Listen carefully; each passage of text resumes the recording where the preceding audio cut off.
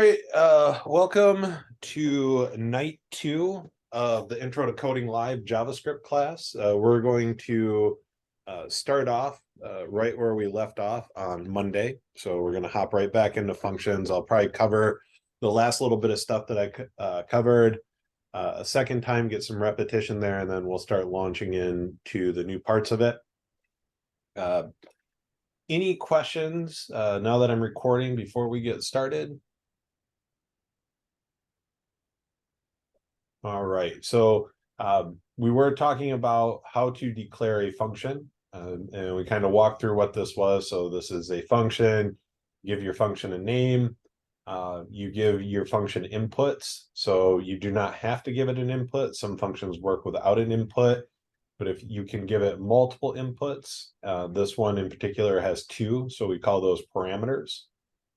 And then once you name a parameter here, you'll use it on the inside of the function. And we talked a little bit about scope and the difference between global scope and local scope. So things that are inside a function can only be seen inside the function. They can't be accessed outside of it.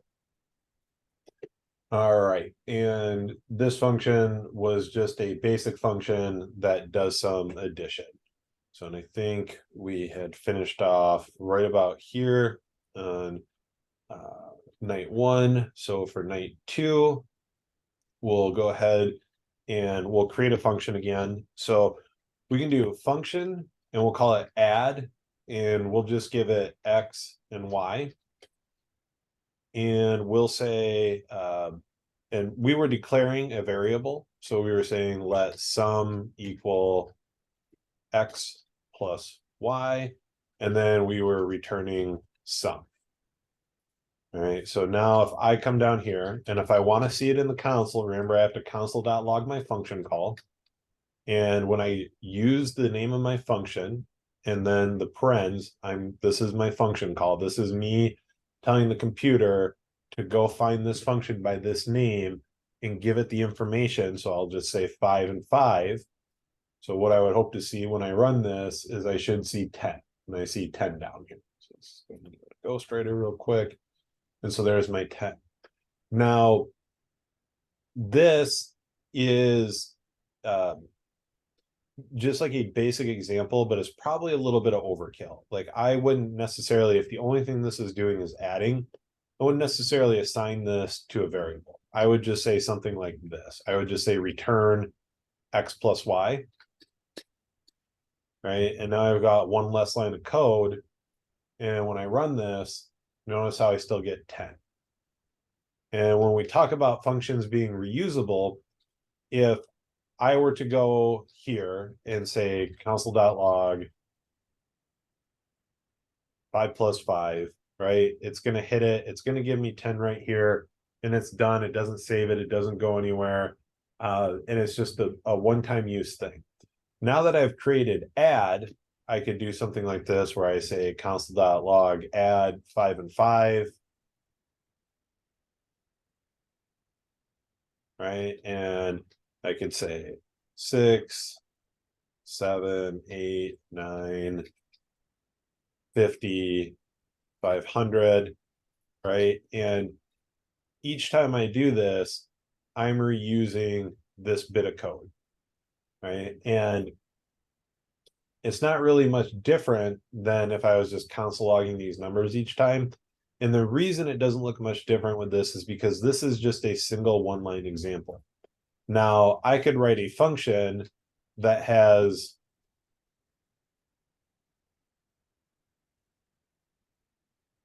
right? So I could write a larger function that does things to it that maybe I'm manipulating data in a different way. It's not just basic math. I'm going to have it do a few different things. And now, instead of having to do those 3 things over and over and over and over again, each time I want to do it, I have it saved here inside this function. And I just have to call it each time that I need those 3 things done to whatever my inputs are over and over again. And that's why we use functions and why we say it's reusable code. We also had a question about the fat arrow function. And so a fat arrow function is ES16. And I believe we get into that, right? So ES5, ECMAScript 5, and then ECMAScript 6. So a fat arrow function looks like this, where we use letter const, we give our function a name, we will say equals, and then we can give it parens, or I'm sorry, we give it parens, and we can give it parameters, and then we give it a fat arrow. So that's just the equal and the arrow sign. And then we've declared our function. So I can take this and say, let add equal, excuse me, X and Y, fat arrow, return X and Y. Now I can't have two functions with the same name because my computer is going to blow up. But if I comment this out, so I got 10, 11, 12, 13, 14, 55, 505. 10, 11, 12, 13, 14, 55, and 505. This does the exact same thing as this. It's just a slightly different format. This confuses some people. It doesn't, you make it out into the real world. The project that you work on may say, hey, we want you to do it this way. We may want you to do it this way. Don't worry about which way you do it in this class. Do whatever way you're comfortable with. And honestly, I believe most of the challenges are loaded up with the traditional, like if there's some code in the beginning for you, like they give you like the traditional version of it. All right, so fork this. We've upgraded your project. Oh boy. Right, so this is already got some stuff in here for doing the first challenge, and it's just a function call. It's the old way, it's the ECMA 5 way of doing it. Not a big deal. You can change it if you want to, you can leave it alone. It's at this point in your coding career, it's completely up to you which one you want to use. I will say though, there are some different things here. So if we take a look at rid of a bunch of these. So if I say function no params,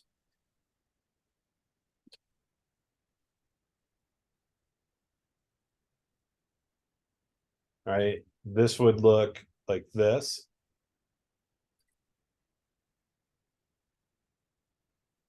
And I'll just call this 6, and I'll call these 5 because of the ECMAs that we're going to be using.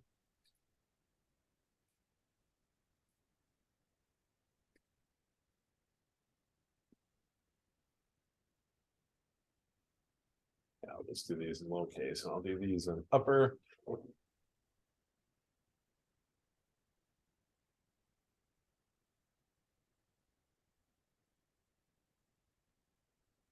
Do you need the return statement with the fat arrow functions? You do. Yeah, because if you don't have a return statement, you won't have, like, nothing returns out of it. I know with a some of, I want to say some of the built-ins that look like fat arrow functions are callback functions, and I think there's like an explicit return within the function itself. Like a dot map will return something every time, no matter what. But I can try this, like if I take it up to one line, I may not need the return, but outside of that, I think I will. But I'll try that here in a second. Yeah, because when you told me the name, I looked on Google just to kind of see, and they they say you don't need the curlies and you don't need the return. Okay. Yeah, you might not, but again, I would, that is probably only for a one line function. We can try that, but I would just say do it this way every time. Because it may not work if you have more than one line. And so just get to the used to doing it the way that it works every single time. Cool.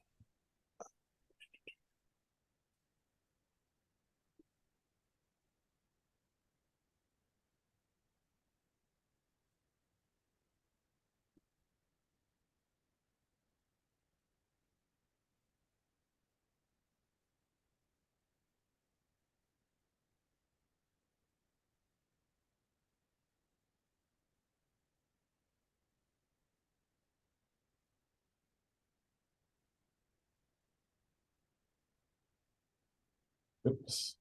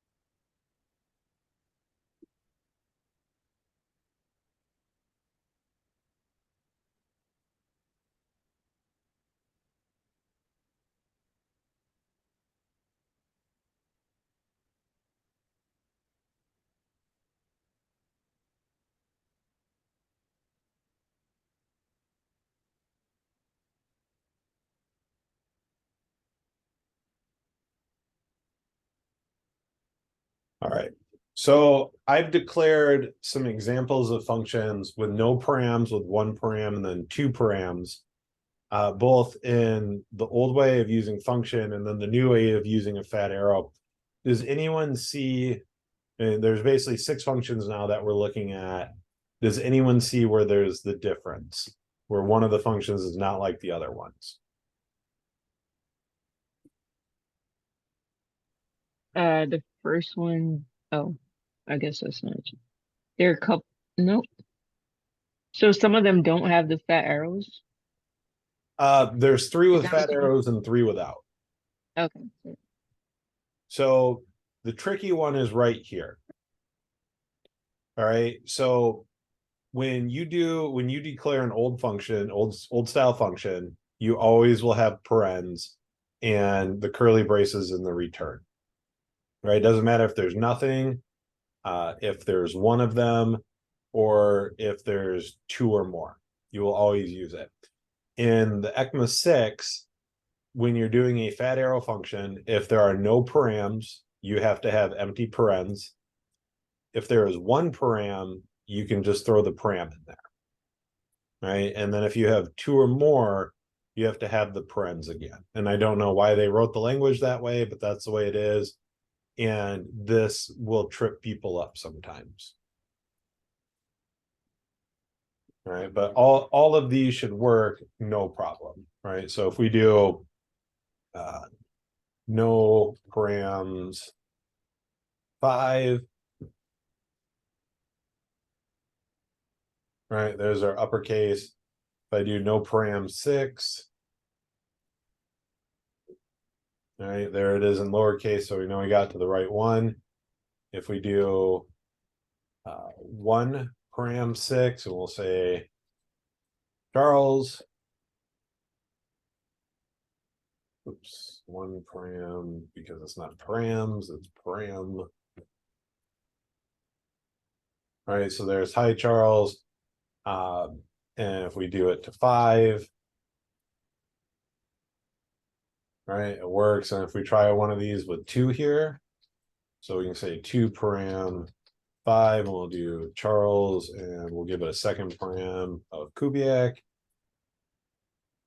And it says hi Charles Kubiak, and it's all uppercase, so we know we're in that right function that we did old style. And I think, was that Loki that was saying that you can drop the curly braces? Yeah, I mean, that's what one of the articles I found said, it can work without curly braces and without the return. Yeah, I wouldn't be, my guess is this should work. Let's go ahead and give it a shot. Yeah, so there it is. this works as well. And what you'll see is we don't talk about it yet, but in a later class, we're going to talk about basically like anonymous functions where you don't have to name them. And we're also going to talk about callback functions, which are basically two different styles of functions. This works, but honestly, and you can write it however you want to. There'll be style guides once you get to like an actual project. But generally, like we can get too clever for our own good, basically, with languages. And so like if we're just trying to write the fewest lines of code possible, then like, yeah, we can do something like that. Or if it's just like a small function like this. But I personally really like to see explicit return statements because it tells people what's going on, right? I don't have to guess what's going on here. It's telling me outright that it's returned. So I would get in the habit of using it that way, but things will change depending on what project you're on. And doing it without it is fine. It's the same way. I think you can do a if statement without curly braces if it's one line. But I won't recommend doing it that way until you're really comfortable with if else statements. And we haven't even gotten into them in class yet. So we're going to talk about those coming up here in a few slides forward. All right. So any questions as far as functions at this point? And again, we're going to be dealing with functions every class from here on out. So, I mean, feel free to throw them out there. They're not going away, but also happy to answer them whenever you're ready.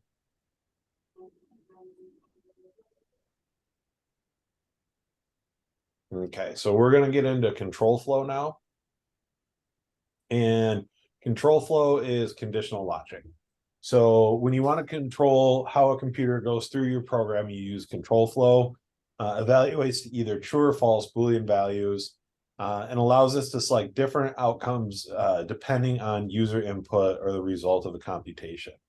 Right. So an if statement is just this. Oh, don't want to do that. Is basically using something that will boil down to a true or a false Boolean value. Right here, we're asking if A is strictly equal to B. And if this statement is true, it is going to do this. Right. So let's go ahead and create a function here.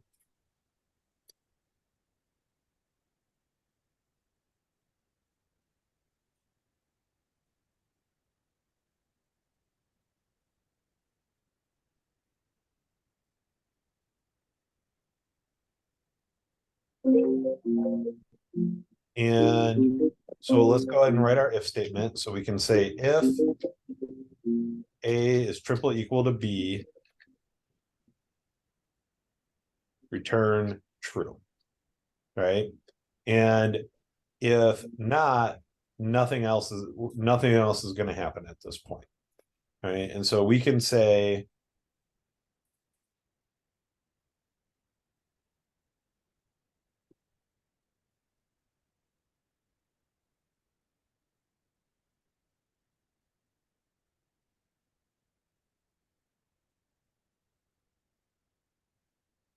oops.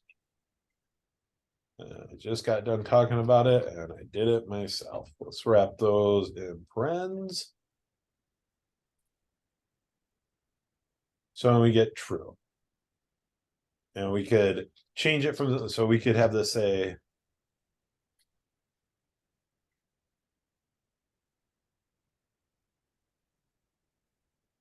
right, run it. We can have this output whatever message we have. And so now we could say if we do this, we get nothing. We get undefined because I don't have, if it doesn't get inside this if statement and return this, then the function just stops here and it never returns anything and it returns undefined by default. So the next step is to look at our else statement. All right. And so now if this is true, do this. if it's not true, do this. All right, and so now we could look at something like this.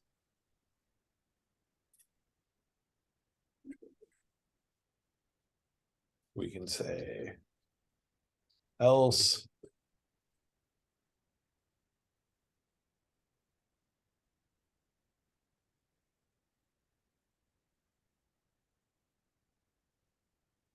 So now we know 5 and 6 aren't equal to each other. I run it. Now I'm returning an actual message here on the for the else, right? And so that is a if else statement. Again, I'm pretty sure I can take a if statement and take it out of the curly braces as well if I'm just doing the if statement. And a lot of times, if there's nothing else going on in the function, you might just see something like this, where there's no explicit else and it's just another return statement. This will work the same way now, right? Because either it gets in here and it returns, or it doesn't and it hits the return down here. But again, especially while you're new, I recommend writing your code as explicitly as possible. So always using an explicit return, always using an explicit if else statement. And after if else, there is a else if statement, which allows us to chain additional logic in there, right? So I could do something like this.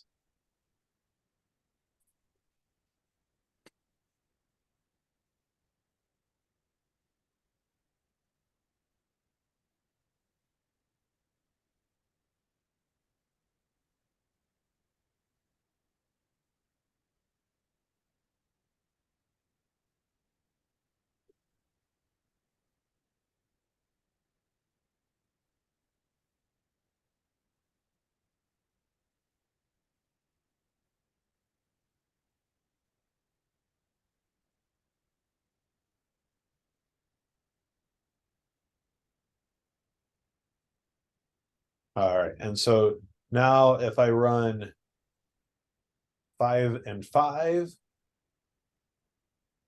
A is strictly equal to B. If I turn the second 5 into a string, so now the value is the same, but the type isn't. All right, A is equal to B, but not strictly equal. And again, if I just throw a 6 back in here, whoops, I deleted one of my parens.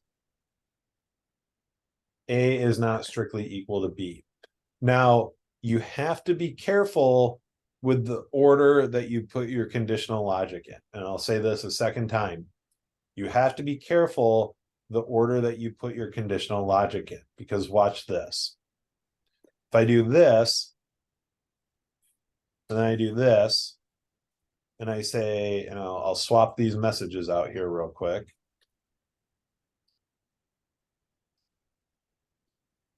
Right?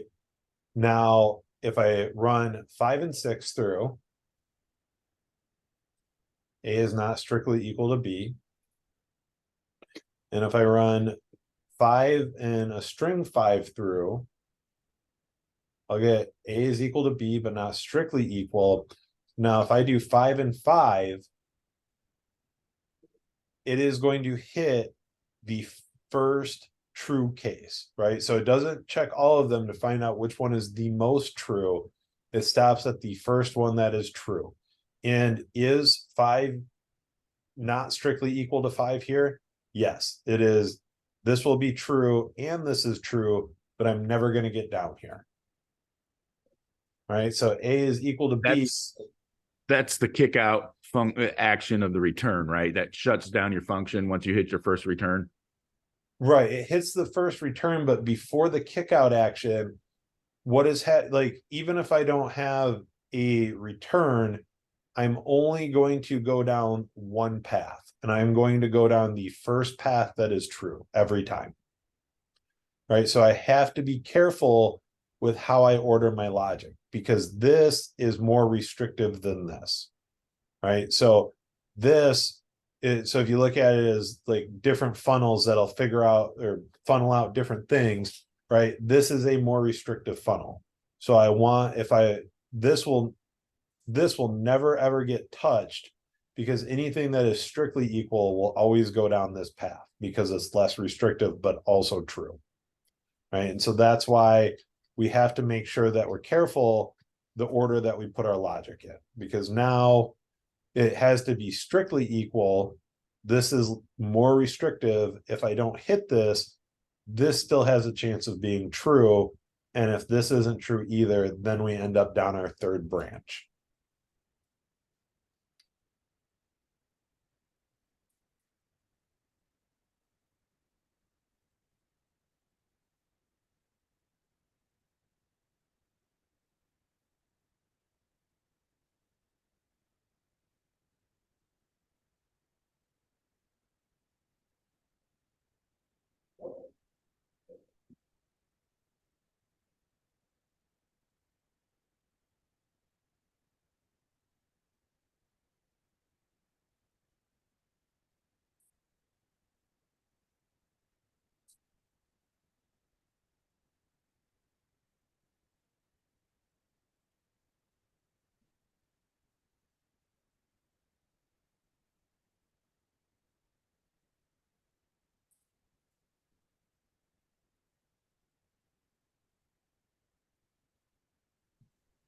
Where and how could I access these class notes for Uh, future?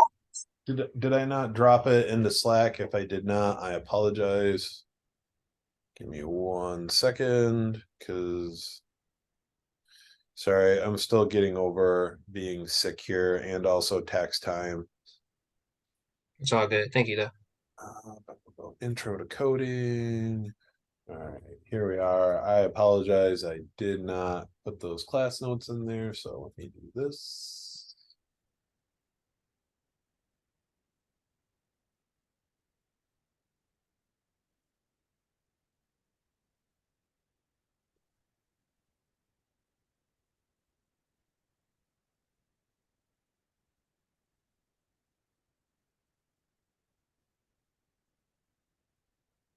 All right, so that's in the intro to coding channel, and I apologize for that.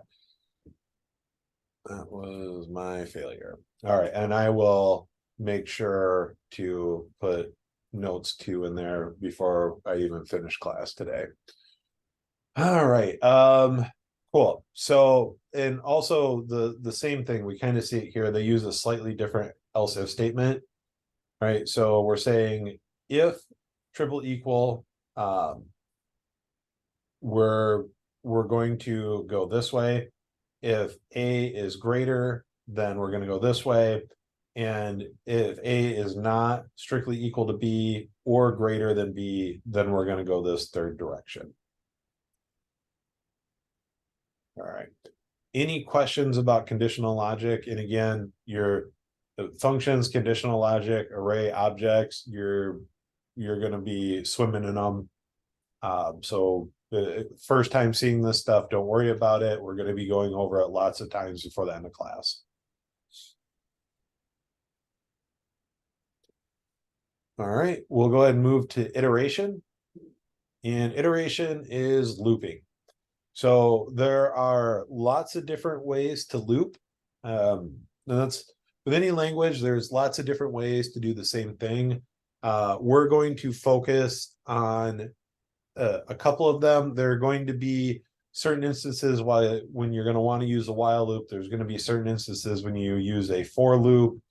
There are built-in methods for iterating, such as like .map or for each on arrays. And there's special loops for going through an array, like a whole nother language for it.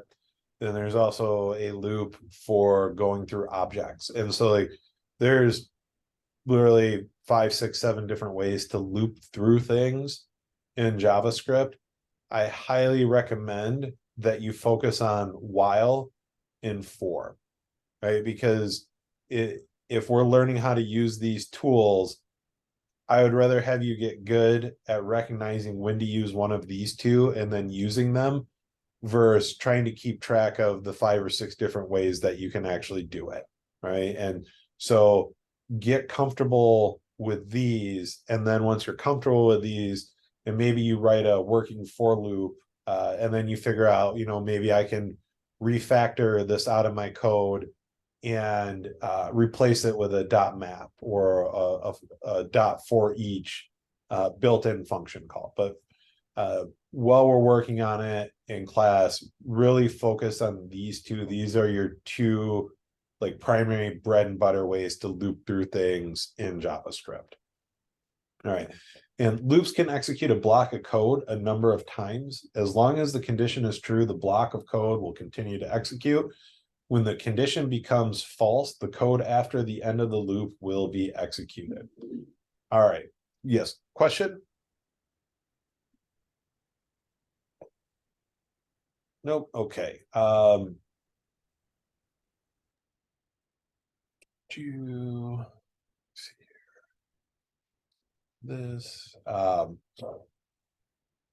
feel free to, like I said, you can unmute, ask questions, you can throw questions in the chat box. I've got it open next to everyone's pictures.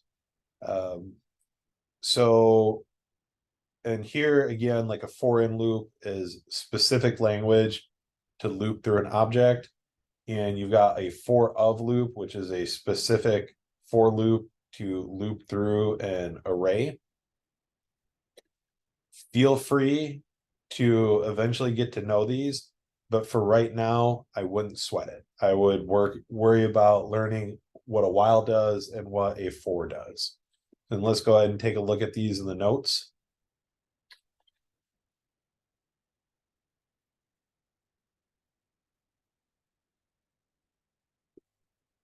All right, so let's go ahead and we'll just do function.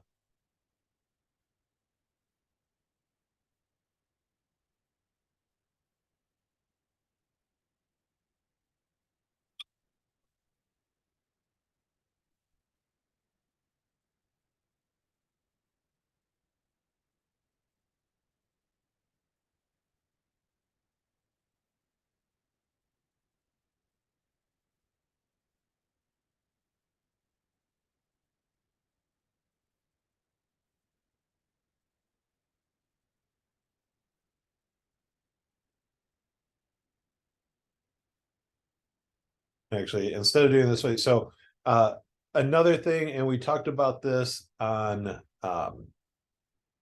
Monday.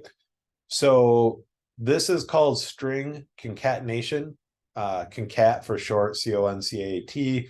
Concatenation just means that you're adding 2 strings together to form 1 string. So notice how, like when I was doing this up here, it was saying like, hi, Charles Kubiak. That is one way to do it. So I've got a string and then I'm adding it to, and notice how I've got my little space in there.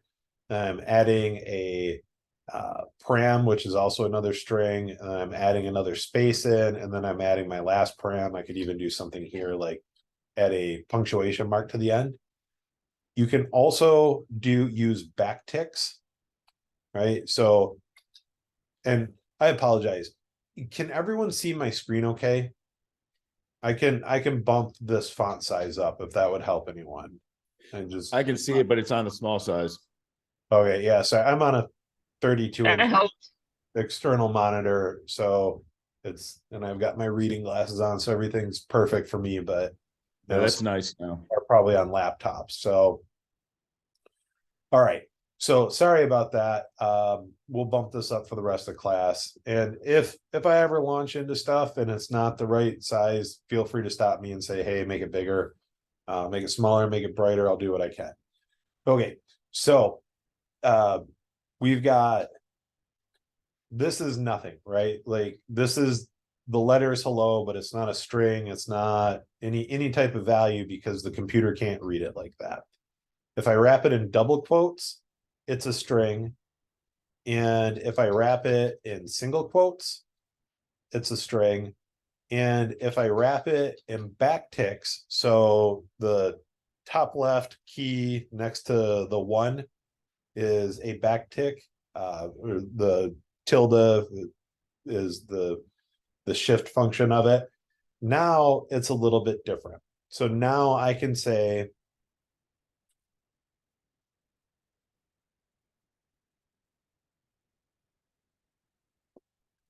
$sign in JavaScript. Sorry, it's been a while since I've written JavaScript. String literal in JavaScript. I think it is a $sign. Yeah, it's a $sign. It was just throwing me off. I don't know why it was. Oh, so we'll talk about this as well. So an apostrophe is the same thing as a single quote, right? And so notice how the colors are screwed up here, and that's because basically I am throwing something in there, like basically jamming it up. At least I think I am. Actually, I'm probably not. I'm going to blame this on Replit for right now. Let's see if this works. Okay, there it went. Sorry about that. Like I said, I will get things wrong. And now so I have a condition here, right? So if I say count equals 0, and I call my function,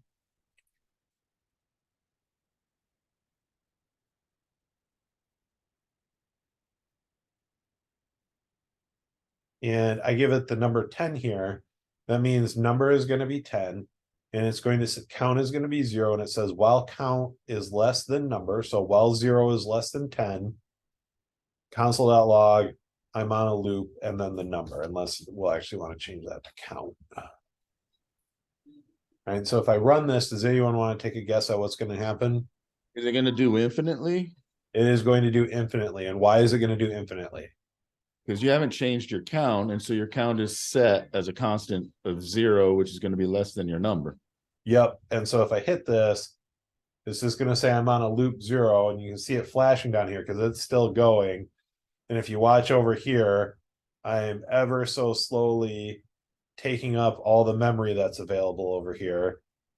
And eventually, if I just let it run probably for a few minutes, like it's going to hit that projected memory, and then it's going to basically crash and say I'm in an infinite loop and I'm out of memory.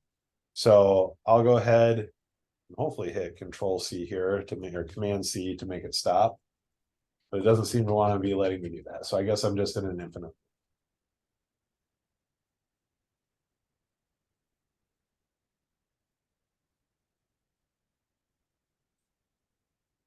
Man, it is still going.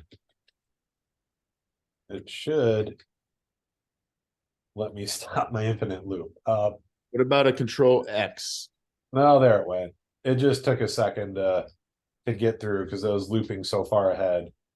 But yeah, Control C in the JavaScript replit. Certain languages are Control D or Control X. It just depends on the language. I suppose I probably could have hit that big stop button up there that was staring me in the face. So inside my loop, what I need to do is say count.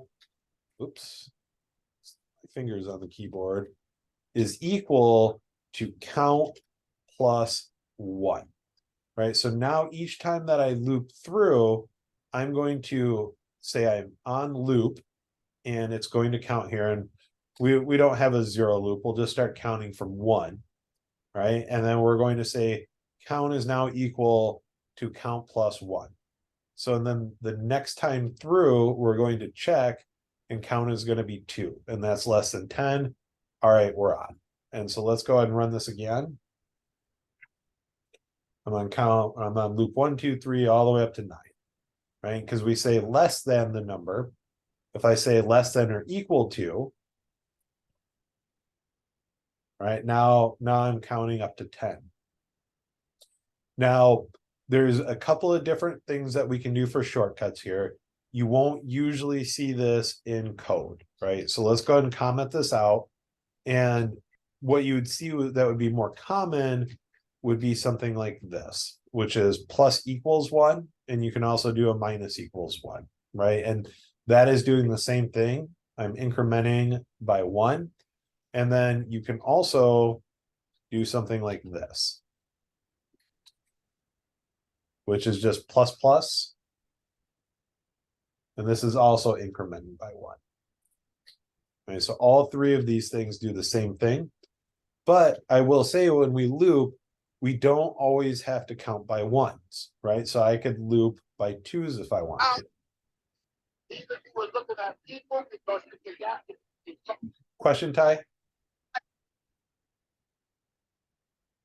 No, I'm sorry. No problem. Quick question on your plus equals versus plus plus. Yes. Can you do a minus minus or a multiply multiply or a divide divide? I don't know if there's a multiply because that would be either would be like multiplying or dividing by 1. You're not changing your answer. And honestly, I don't know if you can do like a multiply equals 2. We can check that out. Yeah, so 1, 2, 4, 8. So you can do that as well. I've honestly never seen that. But yeah, there's things that you can do in the language that you might not ever actually do. But seeing like plus equal and minus equal is fairly common. Yeah, I saw doing the plus equal, minus equal, multiply equal, and divide equal worked in Python. I've just never seen the plus plus minus minus, so I didn't know if the multiply multiply or divide divide would work. Yeah, I mean,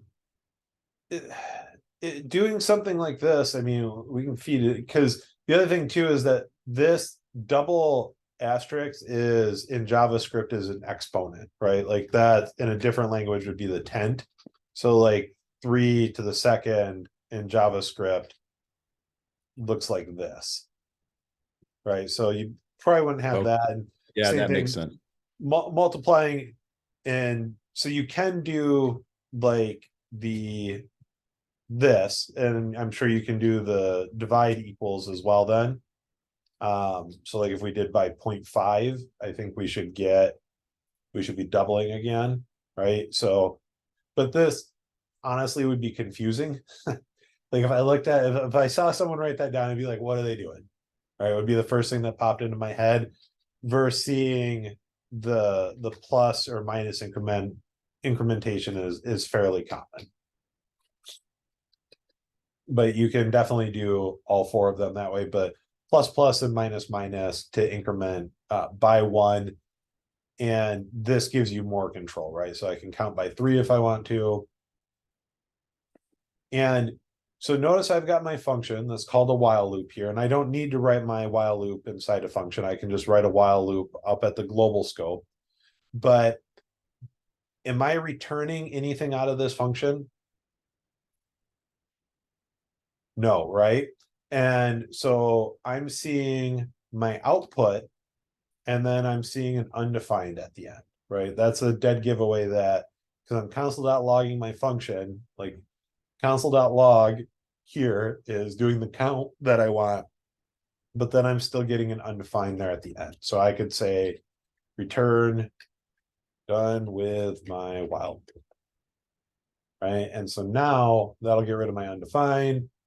Returning a string out of there, we can see all the different as it takes each step through. All right, so next is a for loop. And so a for loop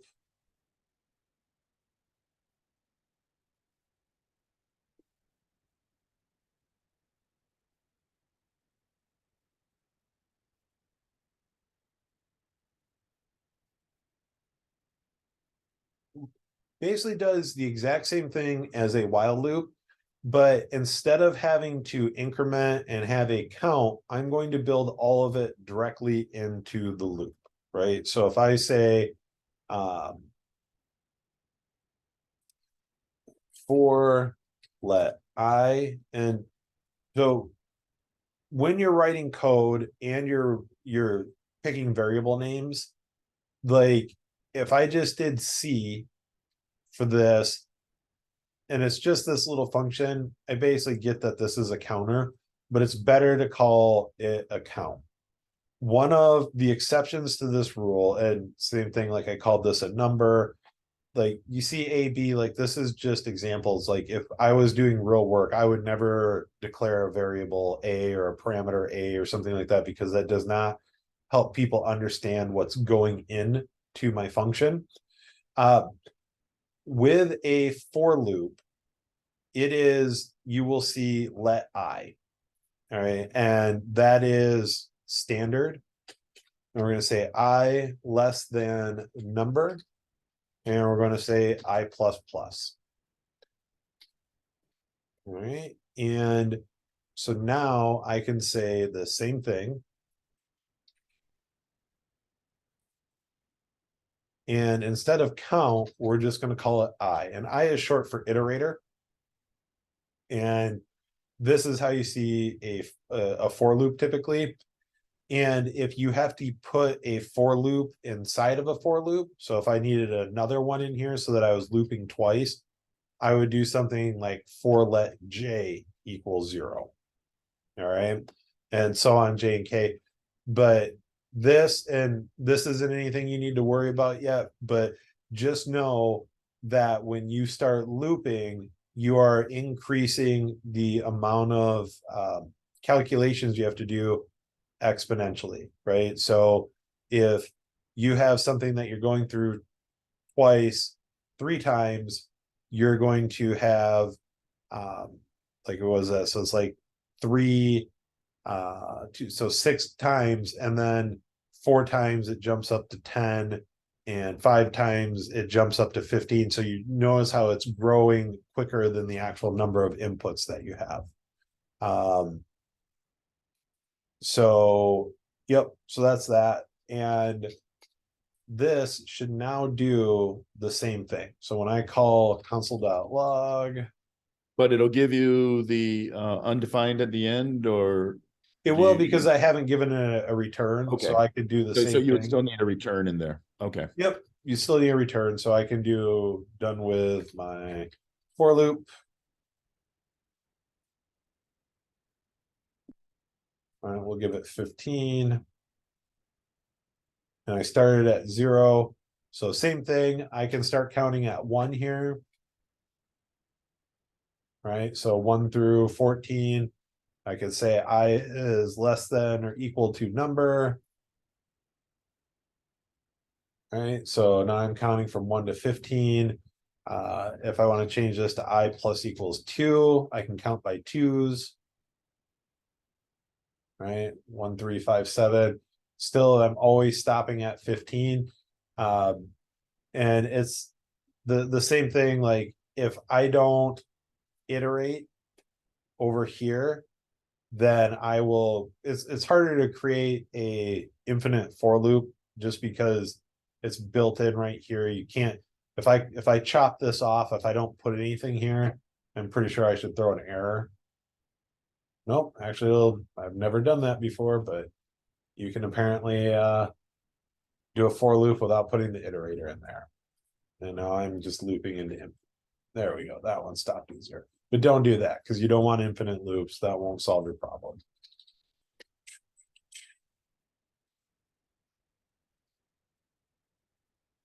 And so let's see here. And we can also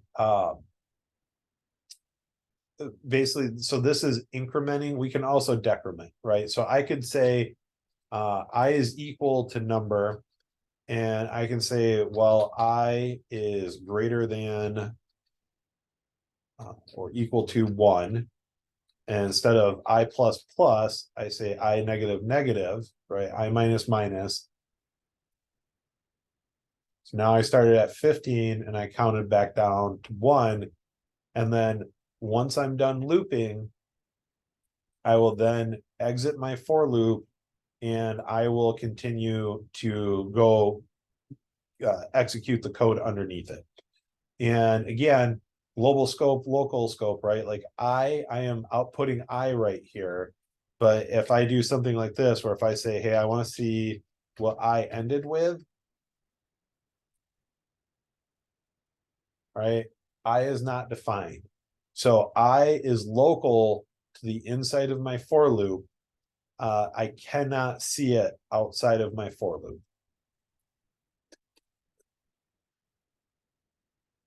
All right, any questions on while loops and for loops?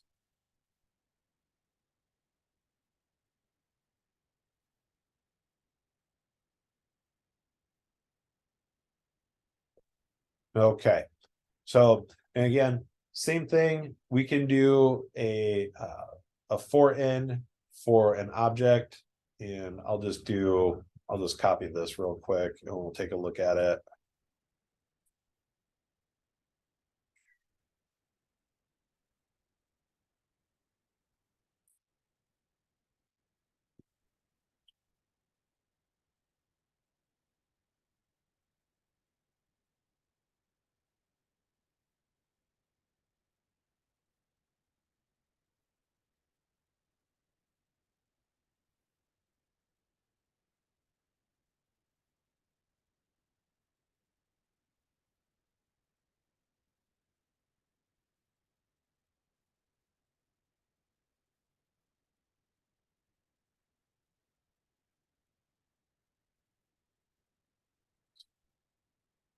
That out. And so notice how I'm not inside a function here. I'm all the way at the global scope in the file. Again, fine for examples, fine for teaching, but you would never do this in a real program. And we could say, so console.log key. All right, when I run this, I'm gonna get an error because these are not the real string quotes.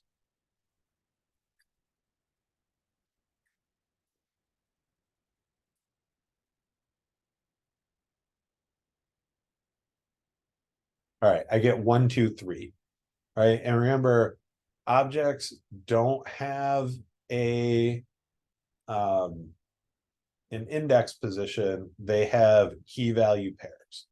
And so now I'm just looking at the keys 1, 2, 3. And if I do this, if I take object, I don't know if I need to put quotes around that or not. We'll find out. Probably not. It'll say keys not defined. So let's go and do this. Object is not defined because it's obj1. There we go. So there's Alpha Bravo Charlie. And now I could do something like this.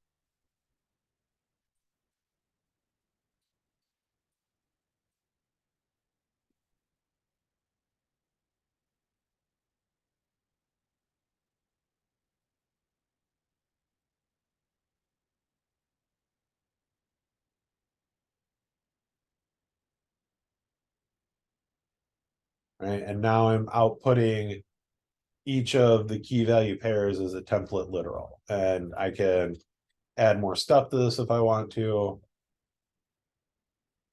right, and reformat this however I want to reformat it.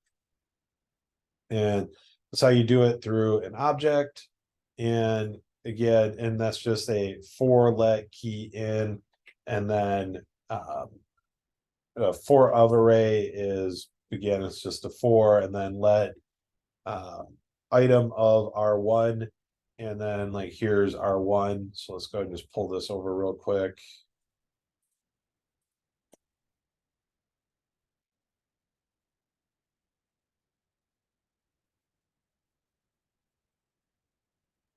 Real quick for clarification, Yo, on line 84, the colon isn't actually part of that operation, it's part of a string, correct? correct. That's just a colon in a string. Okay. I could change it to this. Okay. Right. So and you were now- just using that for formatting purposes for it to look like a key value pair for standard format. correct. Cool.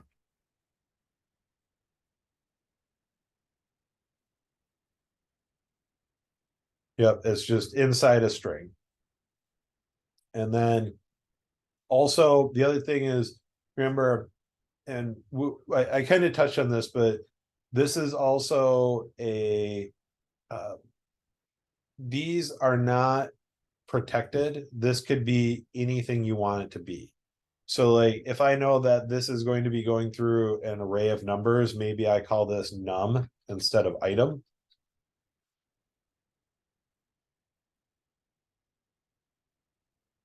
Right, notice how I still get my 1, 2, 3.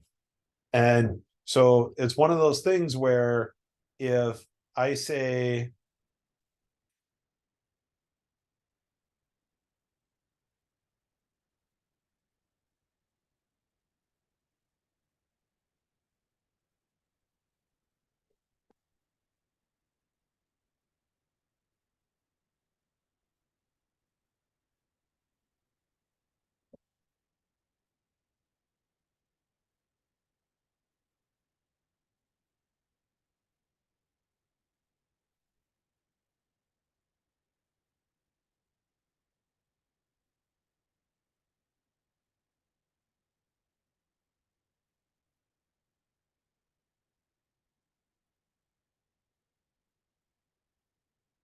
right, and so if I come down here and say turkey sandwich, and I have no idea what's making up turkey sandwich, I just know that I have a param called bread type and cheese type, and I do this.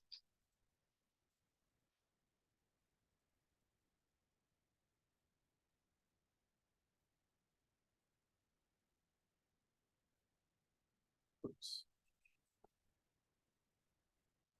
Got one extra. Right, I get 10. So my function turkey sandwich took the number 5 and added it to the number 5 for me. And I come up here and I look at this and it says bread type plus cheese type.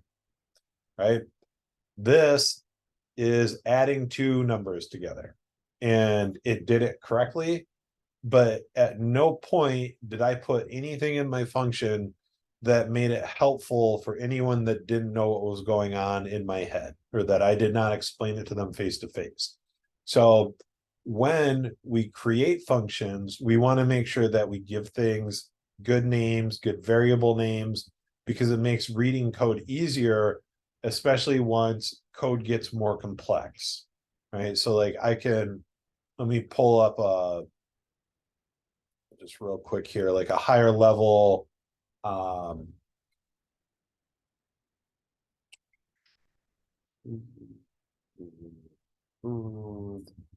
we want the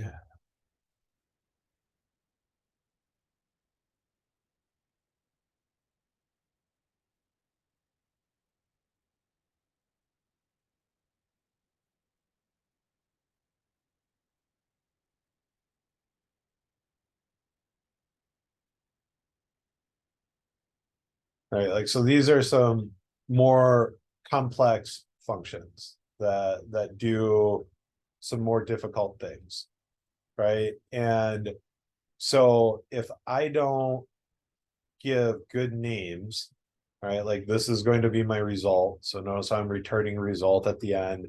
I'm getting a list coming in.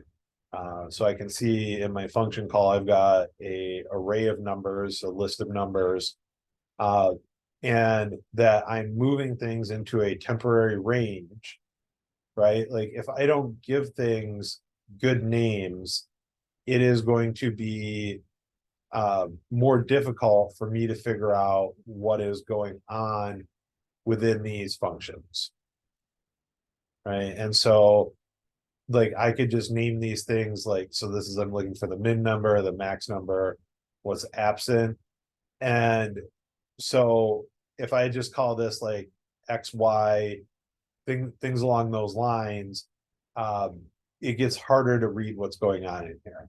And you see the A B up here, but this is again kind of like using the I in a for loop. This is sorting things from smallest to largest, right? It's just kind of shorthand for that. But you have to give things good names, right? So like like deleting a character, removing the parentheses in this. So if you don't give things good names, it makes things a lot more difficult to get around it. All right. So it is 7:07. Are there any questions? If not, I'm going to pause the recording.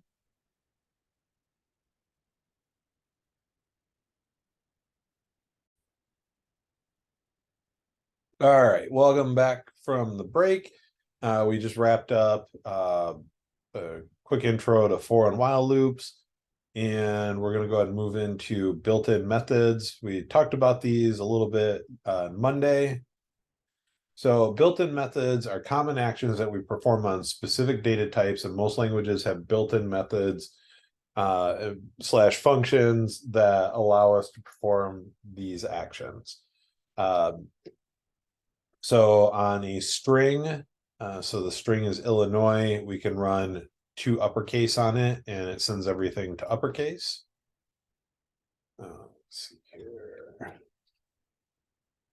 This. Let's comment these out for right now. So I can say let state equal Michigan. And I can console.log state.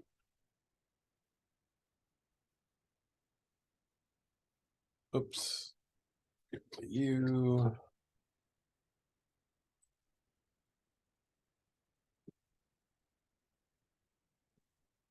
All right, and now I can run 2 uppercase. Oh, that's not a function. As a 2 words, probably uppercase. There we go. And now we see it all. But note it, like we are only basically taking the variable state, which has the value Michigan, and we're console.logging it all uppercase. If I do console.log state a second time, notice how we didn't permanently change Michigan. All right, so I could call let UC state equal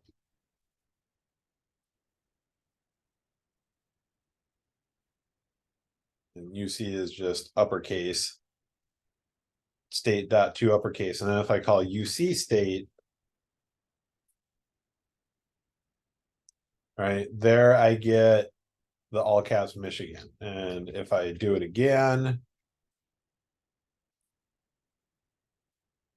right, like I'll keep getting it over and over again because I've actually taken the variable state and I've saved it to UC state 2 uppercase. I know Loki had brought that up in the first one, right? So like if we don't save things, they may happen once and then they just go away, right? And we'll talk about this when we look at on MDM. A lot of these built-ins will say that they're mutating the original or that they're just basically making a one-time copy of it that goes away if you don't do anything with it. All right, let's see here. So that's that, and there is of course always like with a lot of these functions built-ins, like there'll be an opposite as well, right? So we can say 2 lowercase, right? And then we get rid of that capital M, send everything to lowercase. So, and you can also, basically it's the last one that you run will be the one that's effective. You can string multiple built-in functions together. I wouldn't string 2 uppercase and 2 lowercase together. But there is a right, like, so here I'll show you a quick way to reverse a string, right? So I can say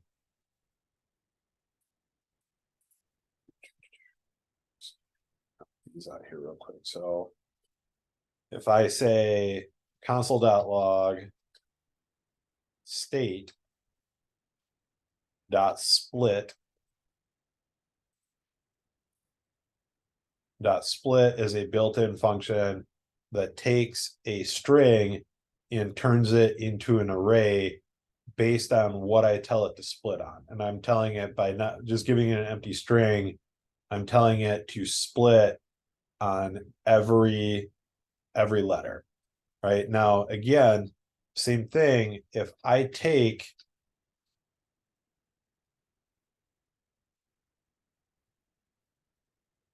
and console.log state, I did not permanently change it. I did not mutate my string. So what I would do is something like this. Instead of just console.logging state.split, I would say let array of string equal this. And now I can console.log array of string. Right. And so there's that. Now I could do something like this. Now that it's an array, I can use, so I used my first built-in method was to split my string into an array. Now that I have my array, I could say something like this, reverse. Right, so now I see that it's backwards, but if I console.log array of string, okay, so it looks like the reverse does mutate it. So let's go ahead and take a look at that. Reverse. But the split basically takes the single string and splits it into multiple individual strings. Correct. Each is so if I did something like this, I could say like state and say Michigan, Ohio, Indiana, Florida. And then if I take my split and I do it on the dashes, what I'll end up with is a array of whole words, right? And I could do it if I did it as like a comma separated list instead of dashes. But when you tell it, when you give split, which is a built-in method, an empty string, it will split on everything. So you end up with an array of single letters. If my thing doesn't break down on me here, sorry. This is just the downside of using Replit sometimes. Split empty, run. All right, and so I get everything, including the dashes, become their own single character string. And so let's just go back to Michigan here. Now, when we look at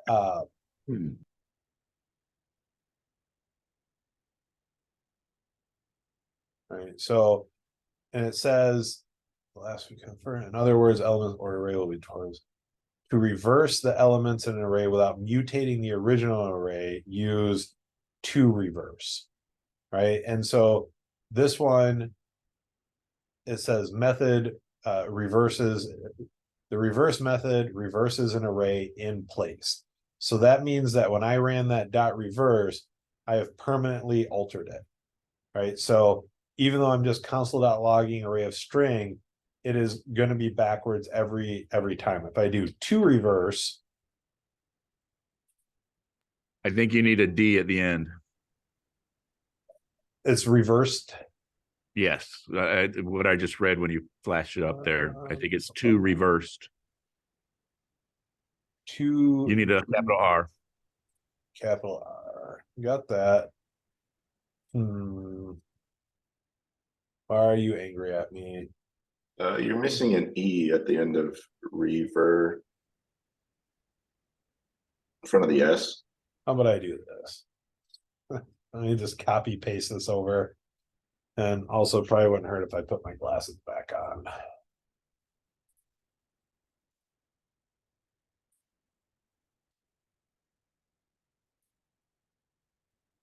No?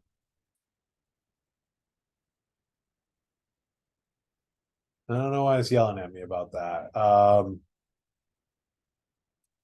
Unless it, I've never used to reversed. I don't know if it's new.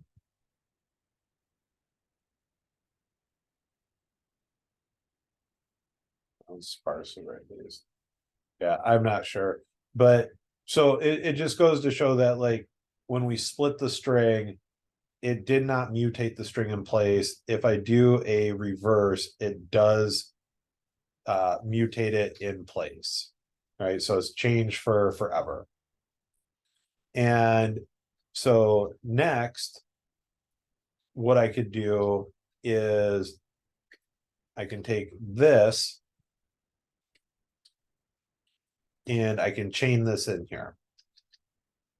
Right. And it's not on here anymore, but when I run this, I get the same thing. And now it's the same thing here. I can do dot join. And if I hit the run button, oops, I get Michigan reversed. Right. And so I've basically joined it back from an array back into a string. And I can take this and I can chain these methods together.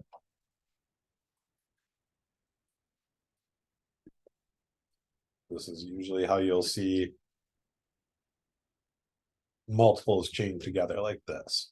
Right. And so now all in one action, I've split it.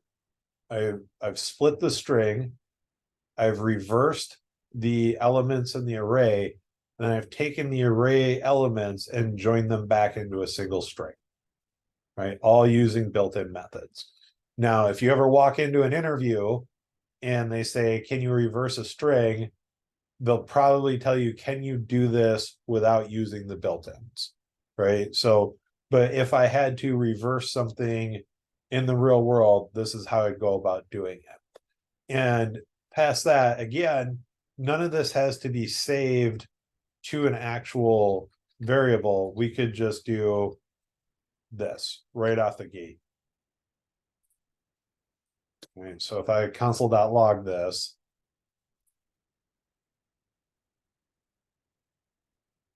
there's my backwards Michigan. All right. And so these are built-in methods on different data types. All right. And I'm even converting my data type with these specific built-in methods. I'm taking my state, which is a string, splitting it into an array, which is an array data type. I'm reversing the elements in the array. And then I'm taking the elements in the array and I'm gluing them back together into a single string.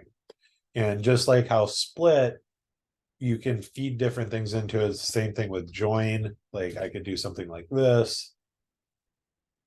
Right. And then it's taking each letter and gluing them together with a space in between. All right. So, and we kind of talked about this. So like reverse, this is it. That's the syntax. That's all there is to it. But like something like we did join, sorry, join, right? So like this shows you if you have fire, air, and water and you would do a join, and if you don't put anything in there, the default is that you'll get comma separated values. If you put an empty string in there, it puts it all together, dash, and it gives you different things and tells you, hey, if you put something in here, it's the separator, and we're basically going to separate it by whatever you put in there. But if you don't put anything in there, the default is you just get a comma separated value. Right. Each one of these will take different things. They work in different orders. And you'll, again, the goal is not to memorize what each of these do. It's a good idea to know what they do so that when you know that you want to change an array, all the elements of the array into a string, that you're going to need a join, but remembering that it's an empty string versus if you don't put anything in there versus putting a separator in there, like that is what MDN is here for. So it's just developer.mozilla.org, or if you go into your search bar and just say like dot join MDN, right? Like it's going to take you right to this page. And if you don't remember exactly what you're trying to do off the top of your head, right? So it's like how to join elements of an array in JavaScript, right? Okay, so I asked it a plain English question: how do I join elements of an array in JavaScript? And it says, bam, you want to use join. Right, and I look at a little description. The join method creates and returns a new string by concatenating all the elements in an array or an array-like object. Right, so knowing how to ask the question of the search engine is going to be a big help, right? It is, what do I want to do? And knowing the fact that arrays have elements, right, that helps versus like calling them parts, but you could like, it's still going to pick up on stuff like that, the different things, how to join the things inside an array, right? Array.prop. So I don't get the exact same return, but Google gets it, right? Like there's how many millions, hundreds of millions of people that have either know how to code or have learned how to code, and we keep typing the exact same thing into the search engine. But and the more complex the problem, the more specific you have to be. But learning and so not knowing that I just have to have a dot join with an empty string in there is perfectly fine. But knowing that like an array has elements in it, like how do I convert the elements of an array into a string, and just knowing how to ask the questions is going to be a big part of learning how to code. All right, and we also have grades or I'm sorry, push. So that's on a array, and then toFixed will fix the floating decimals on a number. But with all of these, we have to be careful of some of the unintended consequences. So if I say let GPA equal 3.16666, and I say console.log GPA, and I run this, this is what I get. And now if I say GPA dot, this here underneath it,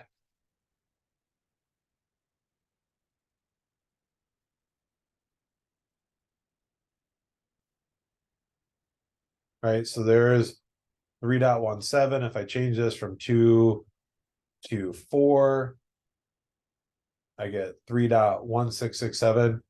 But we talked about this on Monday. What's the difference here?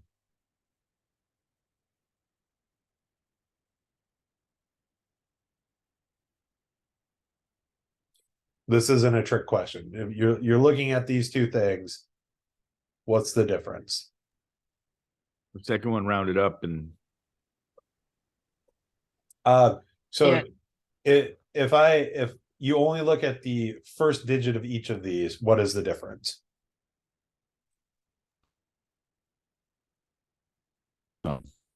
Is one a string? Correct.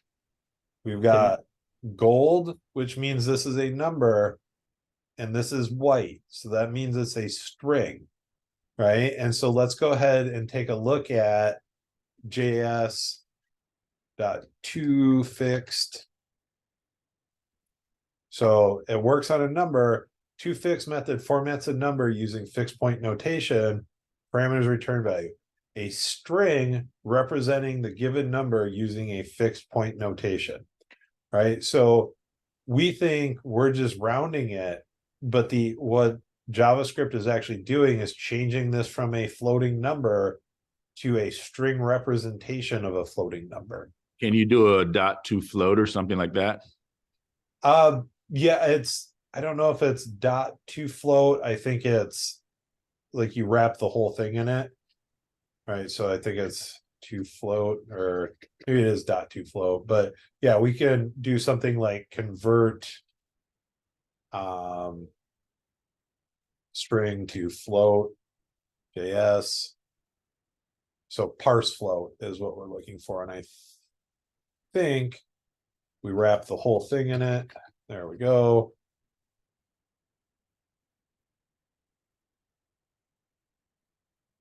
Right, and I don't like how if I've got something, so now they're both gold, so we're back to this being a floating number.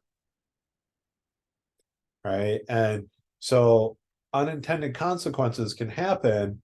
So coming in and reading and seeing like, okay, here it's doing it, and this is how I do it. This is the parameters I can put in there, return value, and starting to get down into here. So like exceptions, and I mean, there'll be some more specific examples down here.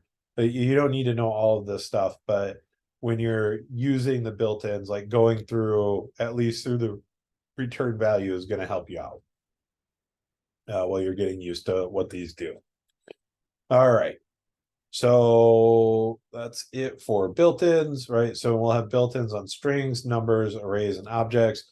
It's also very common to get your values or like your built-ins screwed up, like, oh, I'm trying to split this array. Well, you split only works on a string, it doesn't work on an array, or certain things will only work on once but not the others. But then of course, to make things more complicated, like there'll be some built-in methods that are on multiple data types as well. All right, and so excuse me, the last section here in the course or the day one stuff is problem solving. And so how to think like a programmer, and let's understand what the problem is asking you to do, how many inputs are required, what data types, what's the expected output, what's the data type of that expected output, give examples of the inputs and expected output. Do I need any other variables? Break down the problem into smaller problems. This one is huge. Like this is one of the biggest skills that will pay off while you're learning to code, because we're going to start building on challenges, and these first challenges are pretty easy. When you get to like number of characters, employee data, these are going to be the more difficult challenges, and these are the ones that are getting you prepped to start tackling some of the challenges on the application. And it's the same thing in the application. The application is going to start right around employee data, and then it's going to keep getting harder from there, right? And so when we're learning this, like it's always going to be scaling up into something more difficult. But the tools that you use to solve employee data, objects, arrays, and loops, and there's your hint, are all things that you're going to use multiple times before you get to this problem, right? You're just going to be using more of them. There's going to be more lines of code. There's going to be more building blocks, but you don't need to, and I always do employee data on the last day of class. Let's see. So let's take a look at the README on this here real quick. You're a new programmer in your company. Your CFO needs some data regarding all of the employees. Your CFO needs to know the number of employees per job title, the average salary for that job title within the company, the average bonus that job title receives within the company, and the average total compensation of that job title. You are given an array of objects that represent the employees in the company. You need to parse through all of the employee data and return an array of objects that represent each job title and corresponding compensation data, including title, total employees, salary, average bonus, and average total comp. So the example that they give you is, here is all of your employees, right? So this is an array, and it is an array of objects, and each object is a position at the company. So you've got Joe, he's a developer. He makes 125K a year. He gets a $15,000 bonus. Kelly's a developer, Joan's a product manager, Amber is a developer, Tom's a designer, Sarah's a product manager, Chris is a designer. So how do we take this information and make it output this information? Right, that I have a title called developer. There are 3 people at the company that are a developer. Their average salary is 127. Their average bonus is 13,000. Their average total comp is 140,000. You do this using conditional logic. You use this using loops to iterate through the data, and you use different data structures such as arrays and objects to basically hold the data while it's being transferred from this to this, right? So everything that you need to solve this problem to get from here to here, we've already covered in the class 1 stuff. Like I've given you all of those building blocks now. Now, that being said, this one requires, I'm not sure off the top of my head, but probably I would say about 10 to 15 building blocks, right? The ones up here take 1 building block, right? And then we're going to have 2 building blocks, and then 3, 5, 7 building blocks. And all of a sudden you're going to get hit with that one. And it's very easy to lose your place as you are thinking through the problem and progressing through it. And so that's why we're going to go over what pseudocode looks like. We're going to PREP, which is an acronym that I'm going to share with everyone. And I would like you to see you using it when you're doing your challenges.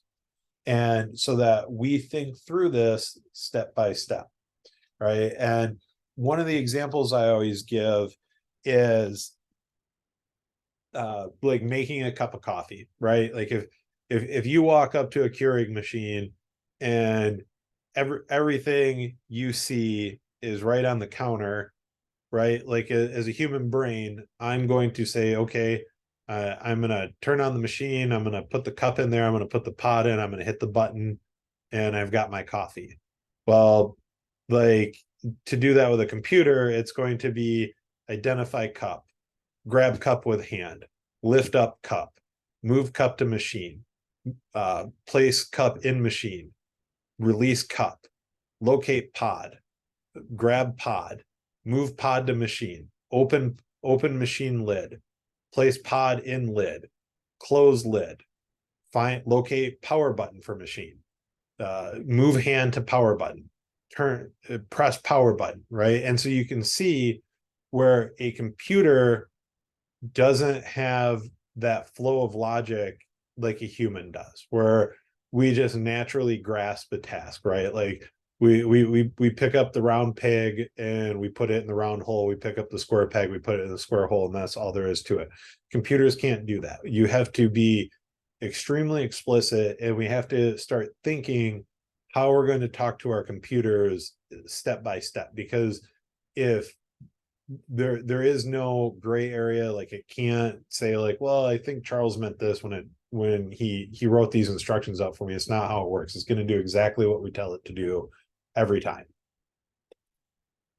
Run your code often. So that is something else that I will harp on. As I was writing my code, I hit the run button. This doesn't cost a nickel every time you press it. It's free. It's a feature.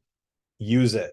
Like, you should be writing one part of your code, right? So like if I'm looking at employee data and I figure out the first part of this, I should be running my code and getting to a point where I've run it. I see that I've completed my first step before I move on to step 2.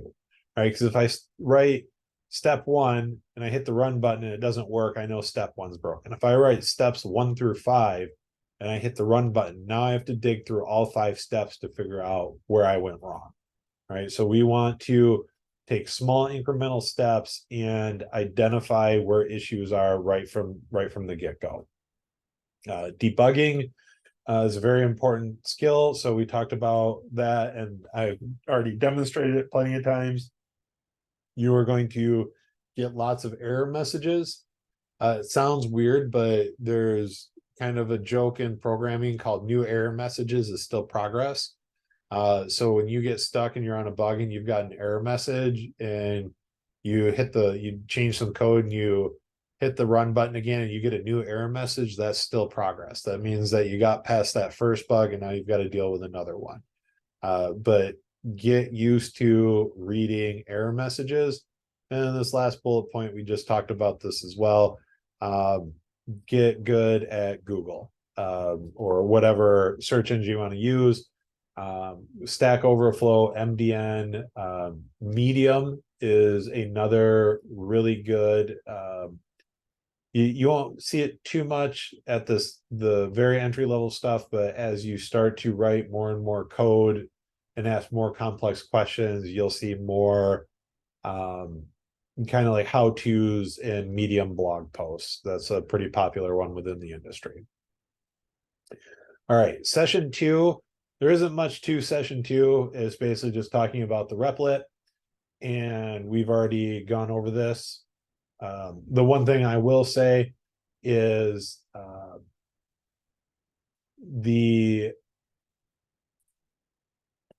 if you take a line of code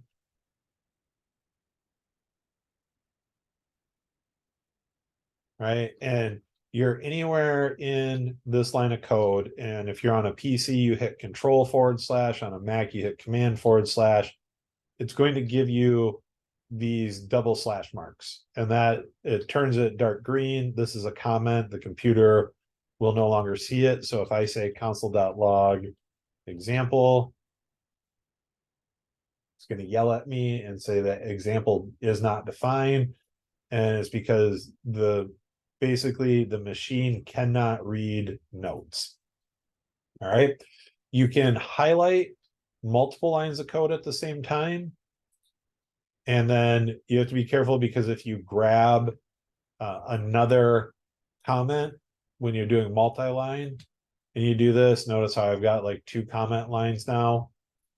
And same thing, like if I come in here and I just grab one line and then I want to comment it out again, you can end up making a mess of it. The other thing that you can use is a / and then an asterisk, and then a asterisk and a /, and this is a multi-line comment.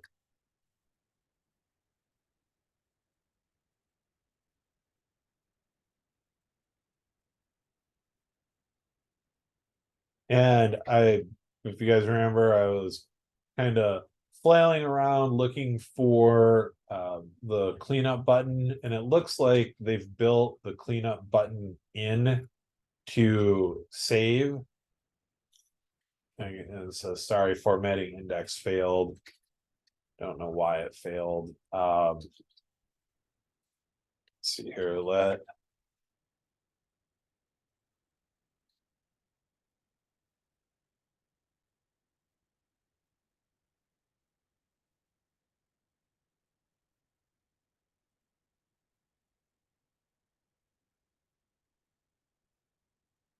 let's see if this does it. No, it's still saying that my formatting failed. What if I run, clear my error? I don't know why it doesn't like me. But I don't know if anyone noticed it earlier, but it does. It basically, when you save, it should fix your formatting for you. But again, it looks like there's still some problems with how they're implementing it. The other thing I'll say is that Replit is always changing. I teach this class about once every 3 or 4 months. And each time I change it, or each time I teach it, there's something different with Replit. So they are iterating on it. All right. So that is pretty much it for all of the talking.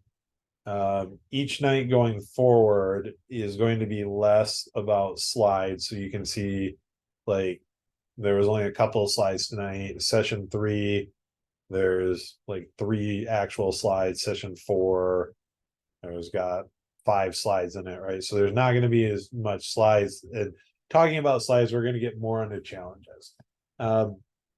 It's 7:50 right now. Let's go ahead and take and well, and actually, I'm gonna pause recording. Does anyone have any questions for me before we take a break? And then after we get back from the break, we'll start to look at what the challenges look like. I do have a quick question. So for the challenges we're gonna work on tonight, everything is in the PDF that you sent via email. Yep, everything's in the PDF. I don't just throw everyone to the wolves. I'll probably do like the first challenge in front of the class because I want to show you how to use the prep acronym. And I'll give you the prep acronym so you can copy and paste it and save it and use it on every challenge going forward. And then also I'm going to show you how to basically what is called forking the challenges, which is where you take a challenge that Code Platoon owns, like it's all posted to the Code Platoon account, but you can pull up the challenge and fork it, and then you've created your own permanent copy of it. So even if Code Platoon deletes all the challenges, you will still have your copy of it and your work to refer back to. Okay, thank you. Yep. Any other questions? All right, so all right, everyone, welcome back from break. It is 8:01 Central Time.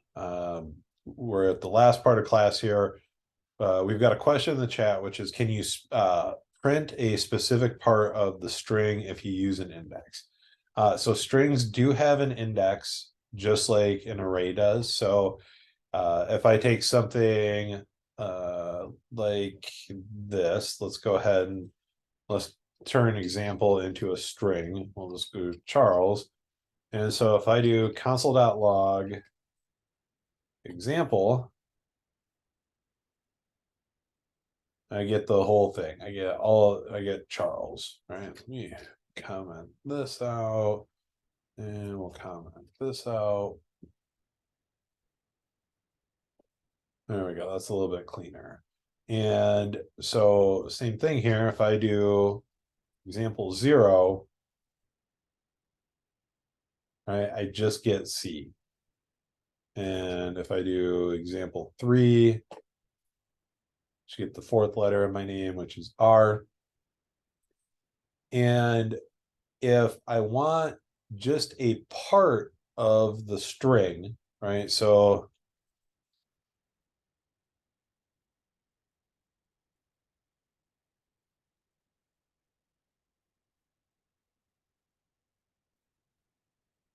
console.log, I know that's what I'm asking for. This is Geeks for Geeks. Get down here, MDM string.prototype.substring. So let's go ahead and take a look at this. Right, so this allows me to either have an index start or an index start and an index end. So let's see what that does for me. Close this and close this and close this.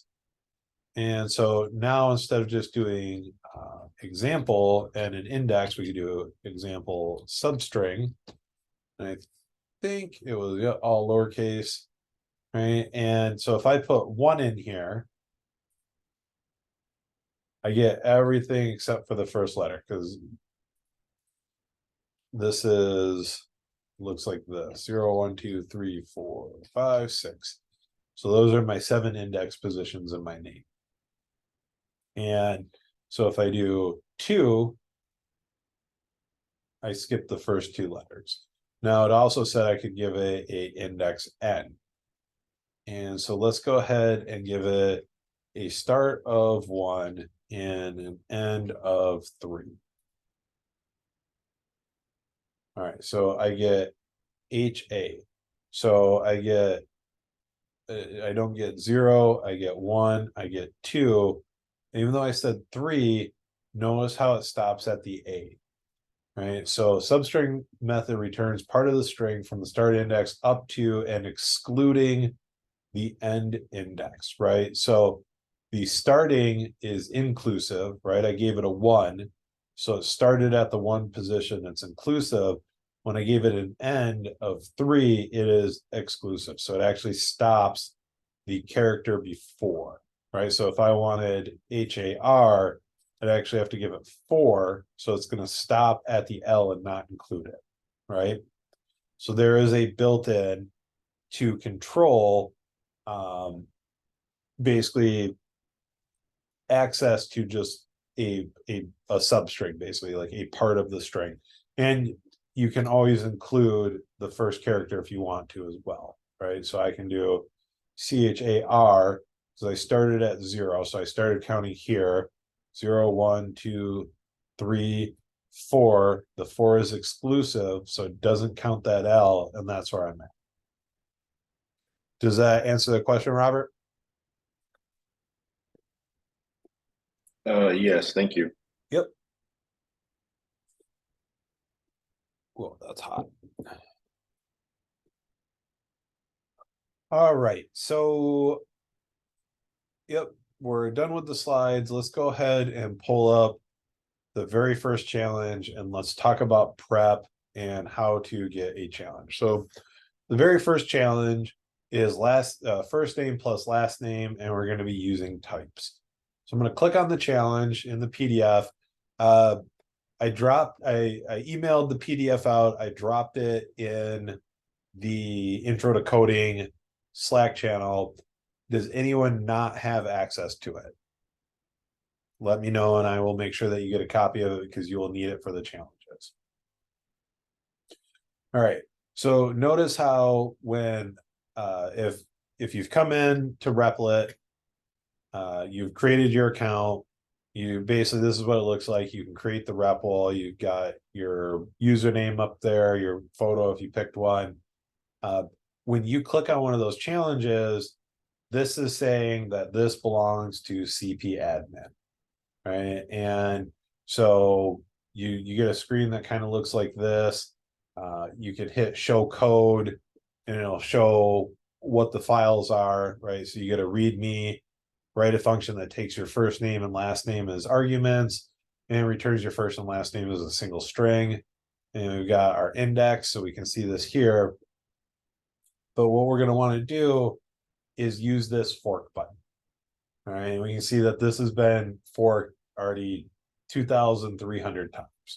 All right, so we're going to hit the fork button and it's going to give you an option to rename it if you want to. I just always leave it default. When I fork the replit, it's going to tell me like this is the 7th time I've copied it because there's the initial. So copy it, get this little thing here. Your project's now using Nix behind the scenes, which means that you can now run many more kinds of software in your repos. All right, none of that really applies to this here. We won't need Ghostwriter. I have not played with this yet. Feel free to play along with it. I'm guessing, so you have 14 free messages remaining. I'm guessing this is some sort of an AI implementation, which is also a good as time as any to discuss this. I recommend that you do not use AI at this point. Like, don't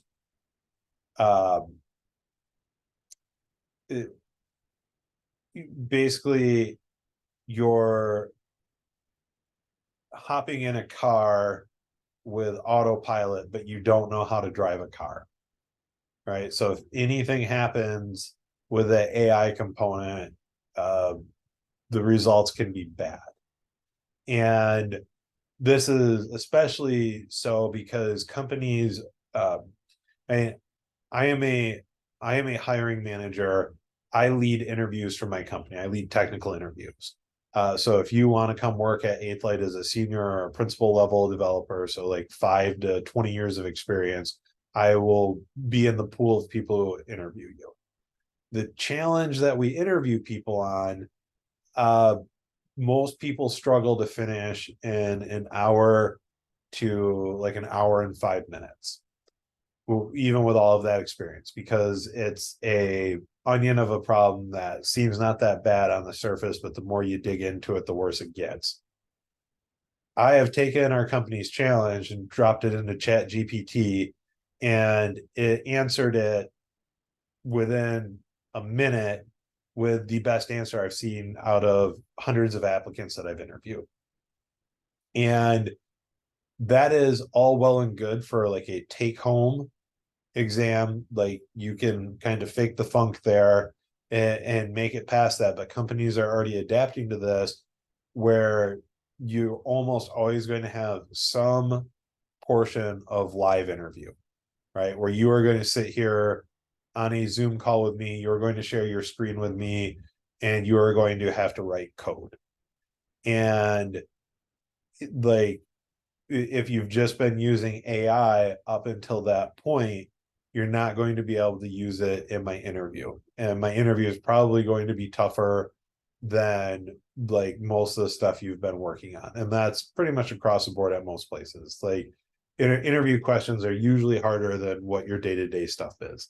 And I don't expect, like, I hire people that don't necessarily, in fact, most of the people that I've hired have not 100% completed it, but I liked how they approached the problem and tackled the problem and tried to work their way through it, and how they communicated with me while they were writing code. Like that's what they're looking for. So if you become dependent on AI too early, it will become very difficult to write code without it.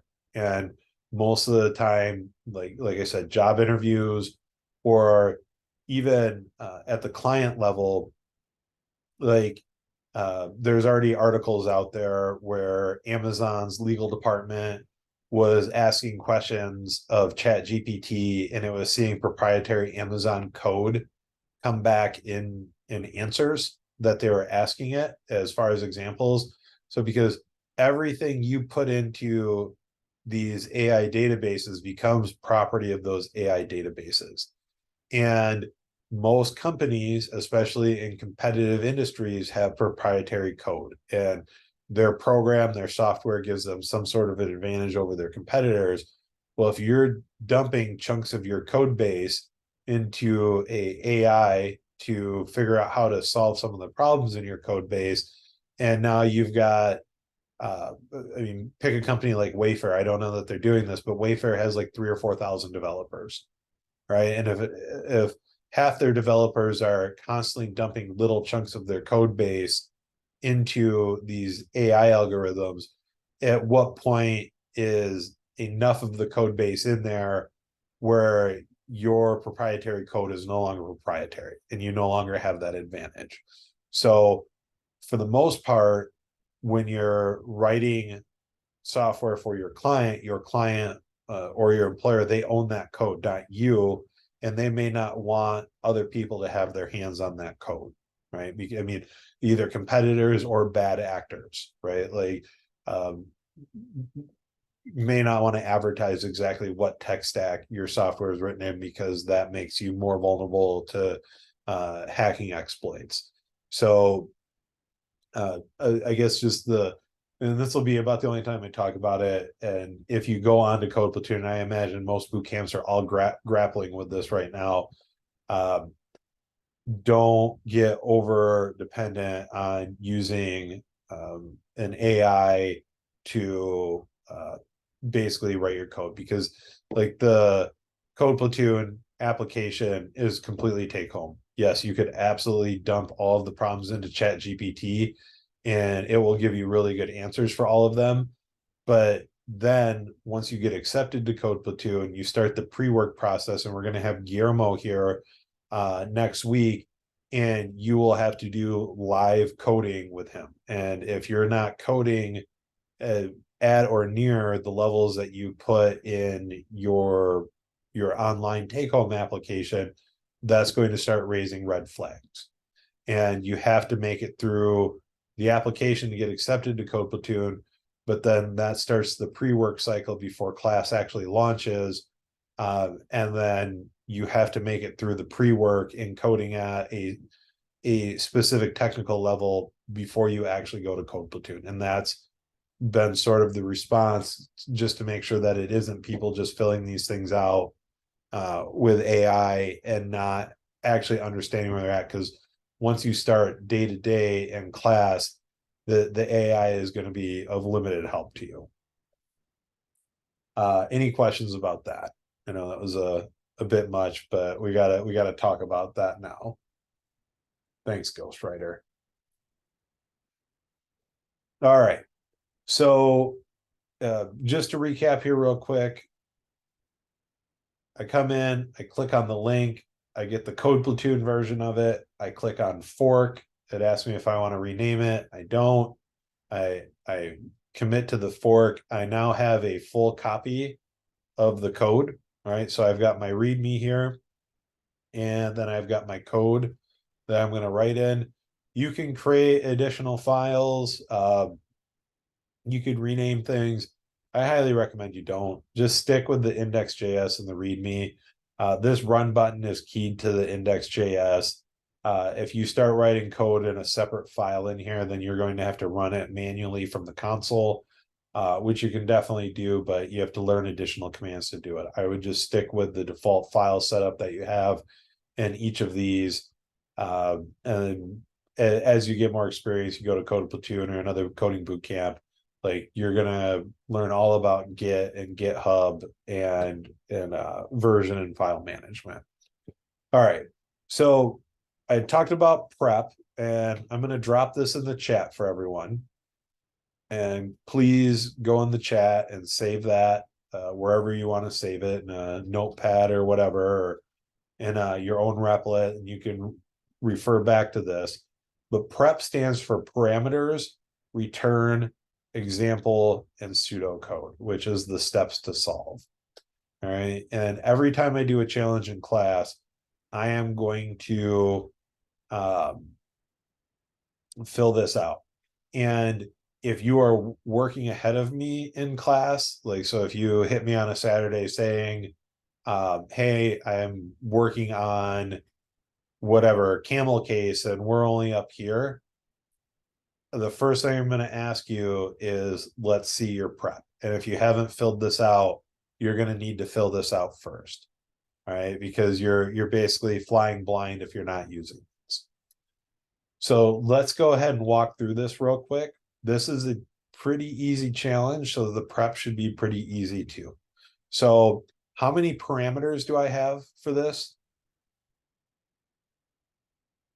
Anyone want to take a stab at that? Two. Yeah, 2. And what are my parameters?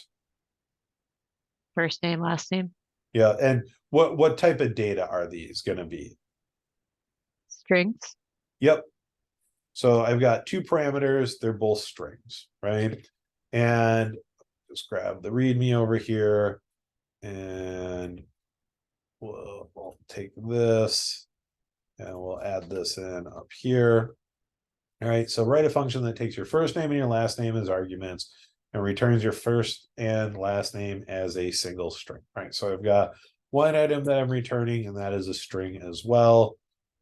For my example, we're just going to say see above because there's an example up there. Now pseudocode, right? So this is where we talk about, like, how do we give the steps to the computer to do this? Now, again, this is pretty easy, right? So I'm going to take my 2 brands and concat them, and yep, and that's it. And then return my concatenated string. Right. So to do this, this isn't anything more difficult than what we've already done in class, right? So I can do something like this, and I can say, let full name equal, I can do first name plus last name, right? And then I can return full name, right? So let's go ahead and run this. All right, so I get false, false, false, and false. All right, so down here, we're not just console.logging the function, right? So if I take this triple equal and I delete this, all right, I will see the output from my function at this point, which is Michael Jordan, no space, right? But when I put this in here, and a lot of these challenges will have tests set up for it already, triple equals, it's saying, is my output of this function equal to this. I get false across the board. Right, and I'm sure everyone already saw what's going on here, but let's go ahead and console.log what full name looks like. All right, so I got Michael Jordan, Tom Preet, and Ada Lovelace, all smashed together as one word. Is that what they're asking for down here? No. Nope. Mhm. And so one way to fix this would be to add in my my space here, right? So I've got all of this going on. Right, so now we've got true, true, and true. So that's good. I can get rid of this console.log. What's another way that we could clean this up? Do I really? Go ahead. I was gonna say like you could do it with a template literal and Yep, I could do it with Just- the template literal. And do I really need, because this is so small, do I need this variable here? Probably not, right? So not I could make this one line of code. Right, so I could do something like this. So first thing I could do is get rid of full name. All right, so now I'm down to one line of code. So let's go ahead and make sure that we're still passing our tests. I still got all my trues, so that's good. So let's go ahead and turn this into a template literal. Now, if I run this, just like this, I'm gonna go back to false, and that's because I'm literally just outputting this string 3 times. All right, so I need my $sign, whoops, my $sign, my opening bracket, and my closing bracket. I don't need this anymore. All right, and I need another $sign and opening and closing bracket. So now I've got my template literal or my string literal going on, and I'm back to trues. All right, that's all it was to solve this first challenge. So nothing terrible. All right, any questions from anyone on how I did this?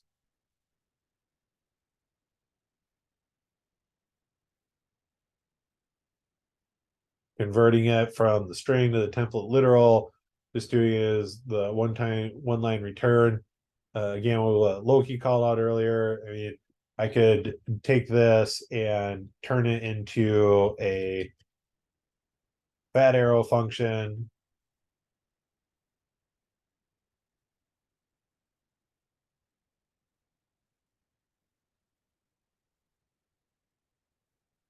Right, don't even need the curly braces or that return. You can make it implicit.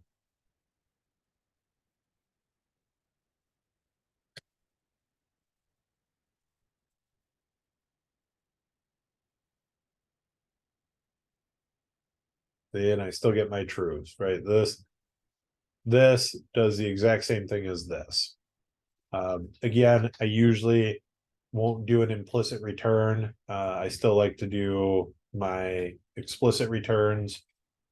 And so if I do this, and let's go ahead and save here and see, well, it moved that, but it's all keeping it on one line, which I don't like. And we still get all of our trues here, right? So bring it back to the original.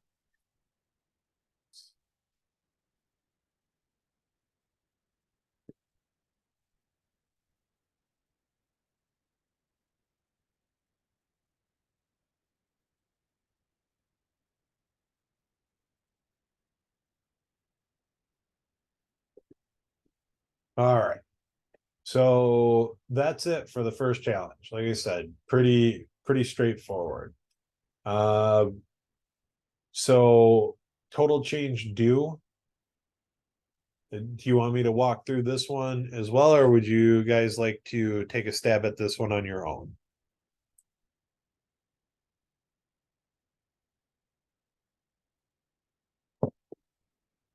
take a stab. All right. Do you want to pair up, or do you just want me to give you about 15 minutes to work on it on your own, and then we'll I'll go over it with class. You guys are a really quiet group.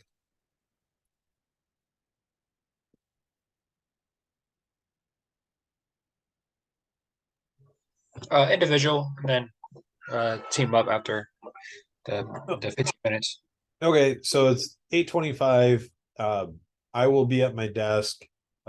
Feel free to send me a Slack message or drop something in the chat if you need help with anything. But outside of that, I'll give you 15 minutes to work on this on your own, and we'll go from there. Michael?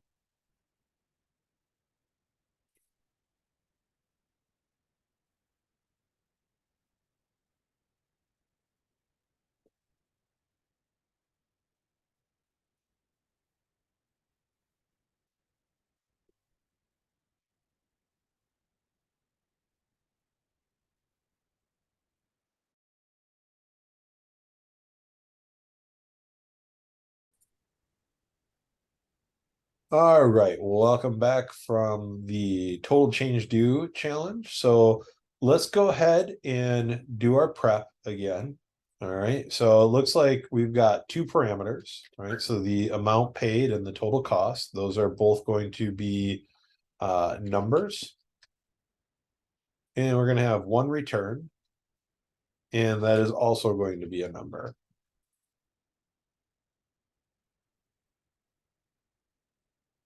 Would you be specifying float versus integer versus? So yes and no, because right, this is an integer and this is a floating point integer, right? So technically it could be either, but when we look at the data types of what we have, there's strings, numbers, arrays, and objects. So really the data type is going to be a number, and it may be a whole integer and it may be a float. Gotcha. All right, so definitely a number, possibly floating, maybe an integer, maybe not. All right, the example, let's see here. So let's go ahead and we'll just grab the instructions. I like to keep it all on one page. I'll throw those in there. And then for example, we'll just say see below because there's two examples down there for us with the test. And hopefully no one changed these because it is easy to change them to make it pass. But when we're writing code, we don't want to change our tests so that they pass depending on what code we give it. We want to keep giving it improved code until our test pass. All right. So the first thing we're going to do is take our two params and we're going to subtract total cost from the amount paid.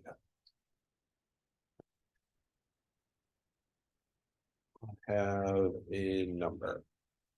All right. So from there,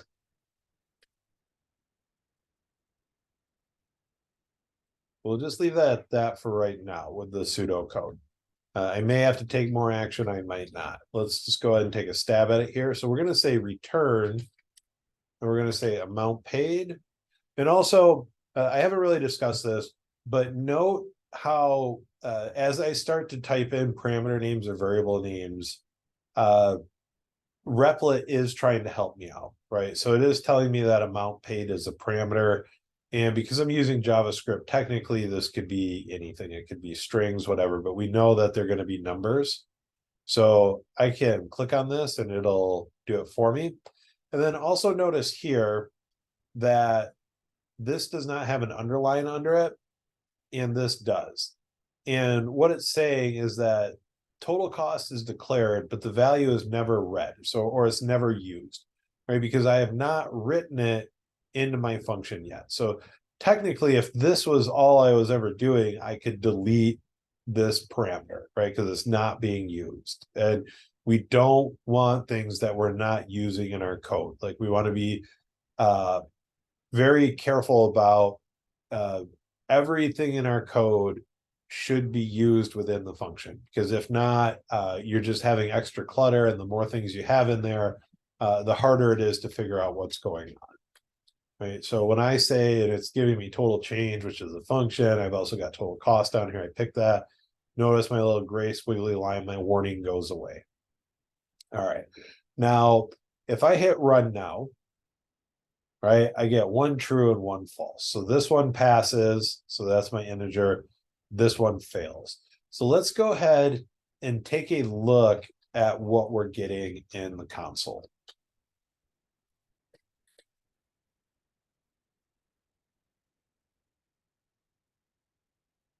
All right, so I'm getting 25, so that's correct. That's my true. But now we're about to run into a kind of a issue across the board in programming languages. Computers are really, really bad at handling floating point data. All right, so 10 minus 7.28 should just be 2.72, but the computer gives us 2.71999999 repeating off into the distance. And so this is a problem. And I see some people talking about it in chat. And so the next thing, and we discussed this already, right? So like in JS, how do I limit floating, or oh, there's right there, float to 2 decimal places. Right, in JavaScript, toFixed is a method. Users can use this method to format a number input applying fixed point notation. All right, where is my MDN? See, so Geeks for Geeks is really popular. W3 Schools is really popular, but and Stack Overflow is also very popular. But what I would recommend is, at least in the beginning, always try and go to MDN. So I got part of the way there with my search. So I'm going to say, okay, toFixed. All right, so I know I'm looking for toFixed. So let's go to MDN toFixed. All right, this is what I want. Okay, toFixed method formats a number. So I can just do it with nothing in there, or I can add some digits. So let's go ahead and take that step. Total change due, and let's go ahead and we'll just wrap these. So also another cheat, or I guess not a cheat, but the IDE is trying to help you, right? So notice when you do a opening, which is always the left-hand side, box, parens, curly braces, quotes, double quotes, I'm only hitting the button one time, and the IDE is giving me the closing one. All right. And so that also works. Like if I came over here and I open up just a new blank document and I say, I'll just create a variable, variable name. And if I take this and I highlight this and I hit the quote button, it just replaces whatever I highlighted with a quote. And that's standard Microsoft Word, Google Doc, just word processor behavior. If I am in my IDE, which is my replit at this point, and I take something, right, and I highlight it, and if I give it anything else, so like if I type the letter F, it replaces it with the letter F. Or if I do any of those things where it auto completes for me, like quotes, notice how it didn't delete it, it actually wrapped it for me. Right? Square brackets, curly brackets, friends, right? This is the IDE trying to help you out.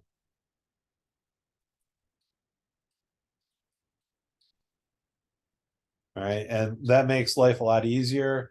So notice how, like, so when I take amount pay minus cost, I want to wrap those in parens. I don't have to come over here and do an opening one and then over here and do a closing one. I can grab this whole thing at once and just do my opening one, and it automatically gives me my closing one. Now, same thing in Replit. It doesn't do a ton to help me out with spacing and keeping track of my parens for me. But again, I know I showed everyone my VS Code yesterday. The VS Code is a more powerful IDE, which is a like integrated development environment, and I can use different extensions and plugins. And what that does for me is, so I have a plugin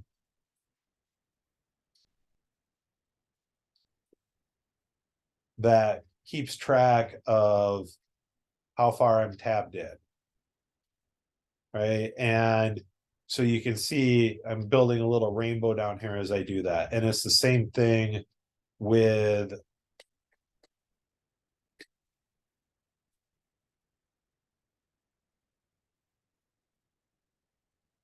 right. And notice how my different parens and my curly braces are coming through in different colors.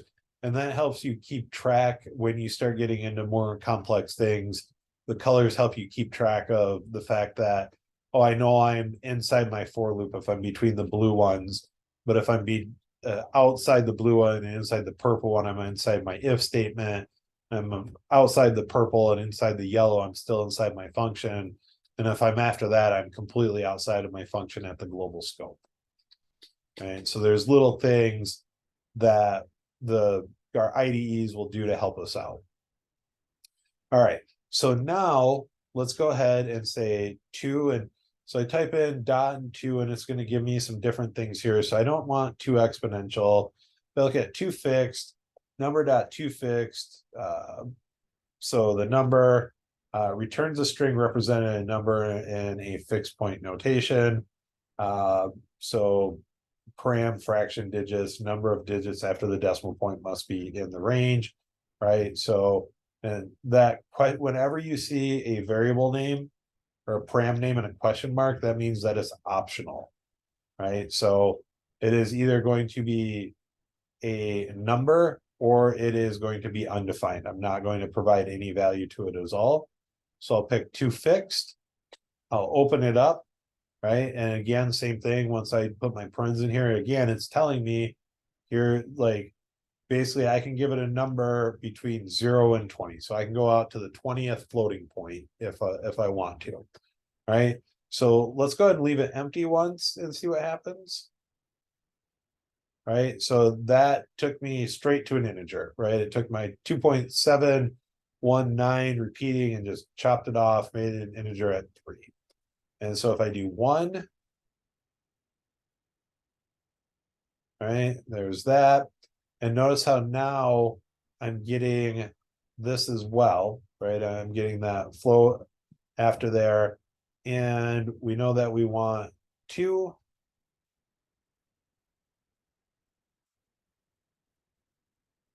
All right. And so I'm getting this, and again, I'm still got a false over here, right? And I don't like this.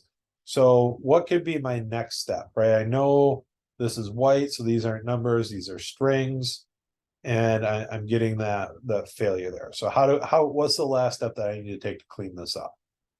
Parse float. Cast it. Oh, I was gonna say cast it to a number, but parse float Yep. could work too. That is the exact same thing. Yeah.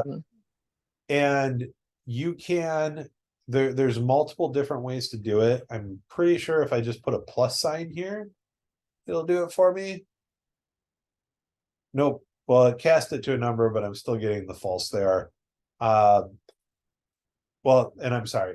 I'm still getting the false there, and I'm still getting the true here because I'm doing this in the console and not in my return. Right. So that is, you just watched me fall flat on my face doing it. That is something that will trip people up, like, oh man, I'm making this progress, I'm making incremental changes. Why isn't it changing? Because I'm only changing it in the console. I'm not changing it in my return. So my return ends up down here. And so I haven't done any of this down here on this line yet. Right. So if I get rid of this and I move this down here,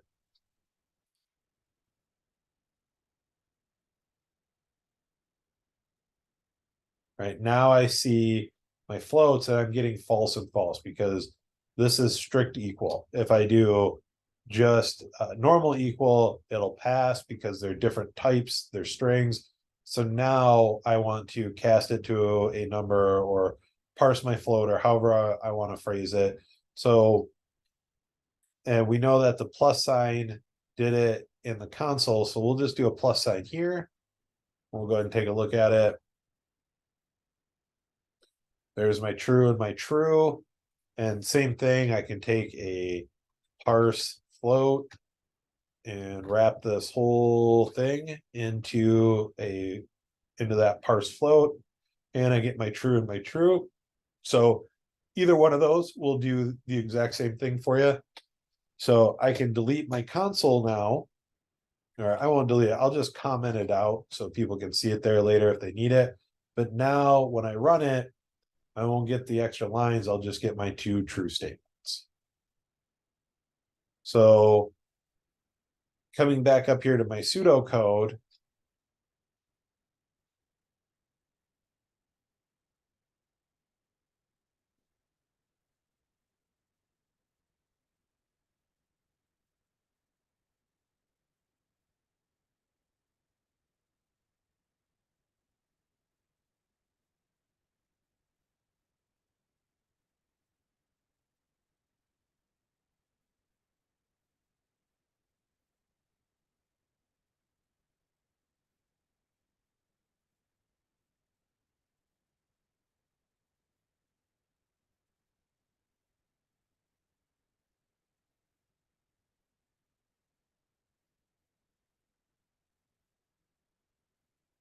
right? And so that's what I needed, the steps that I needed to take to solve this problem, right? And I've got true and true. All right, so it's 8:56. So I think this What will be was that? What was that other method you did with the plus sign? just a in front? plus sign, and basically I just put a math operator in there. And so if you take something, so we'll do this here real quick. Let me comment these two out. So I think this should work. If I say console.log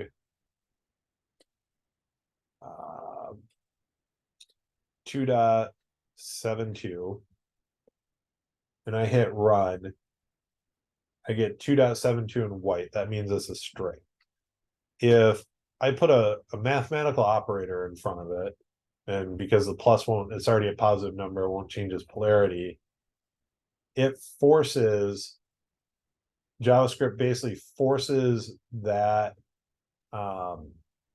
string of a number into a number.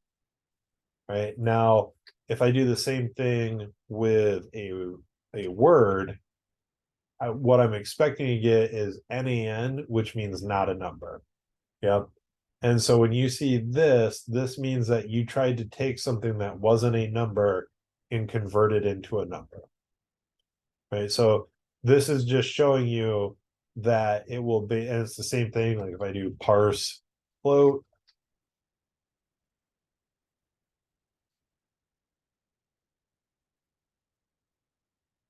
I still get that NaN, but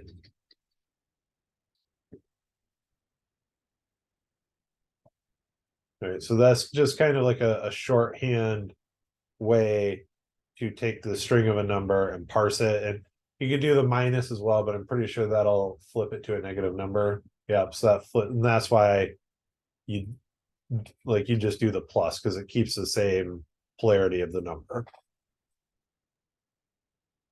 Yeah, nice trick.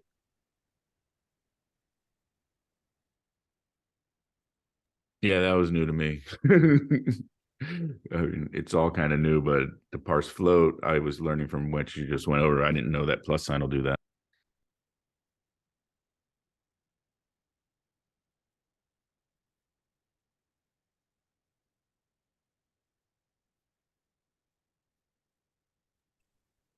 Can you like explicitly set the type of a variable when you create it? Not in JavaScript.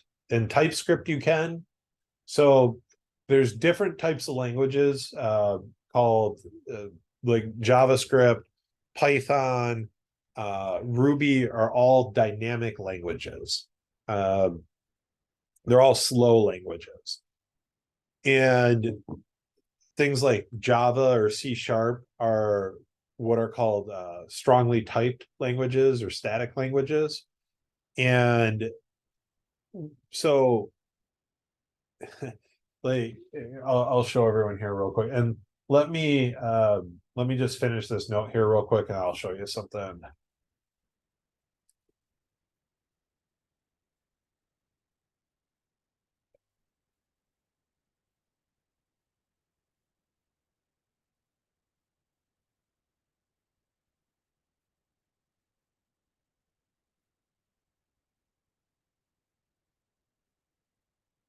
All right, so let me go ahead and pause the recording.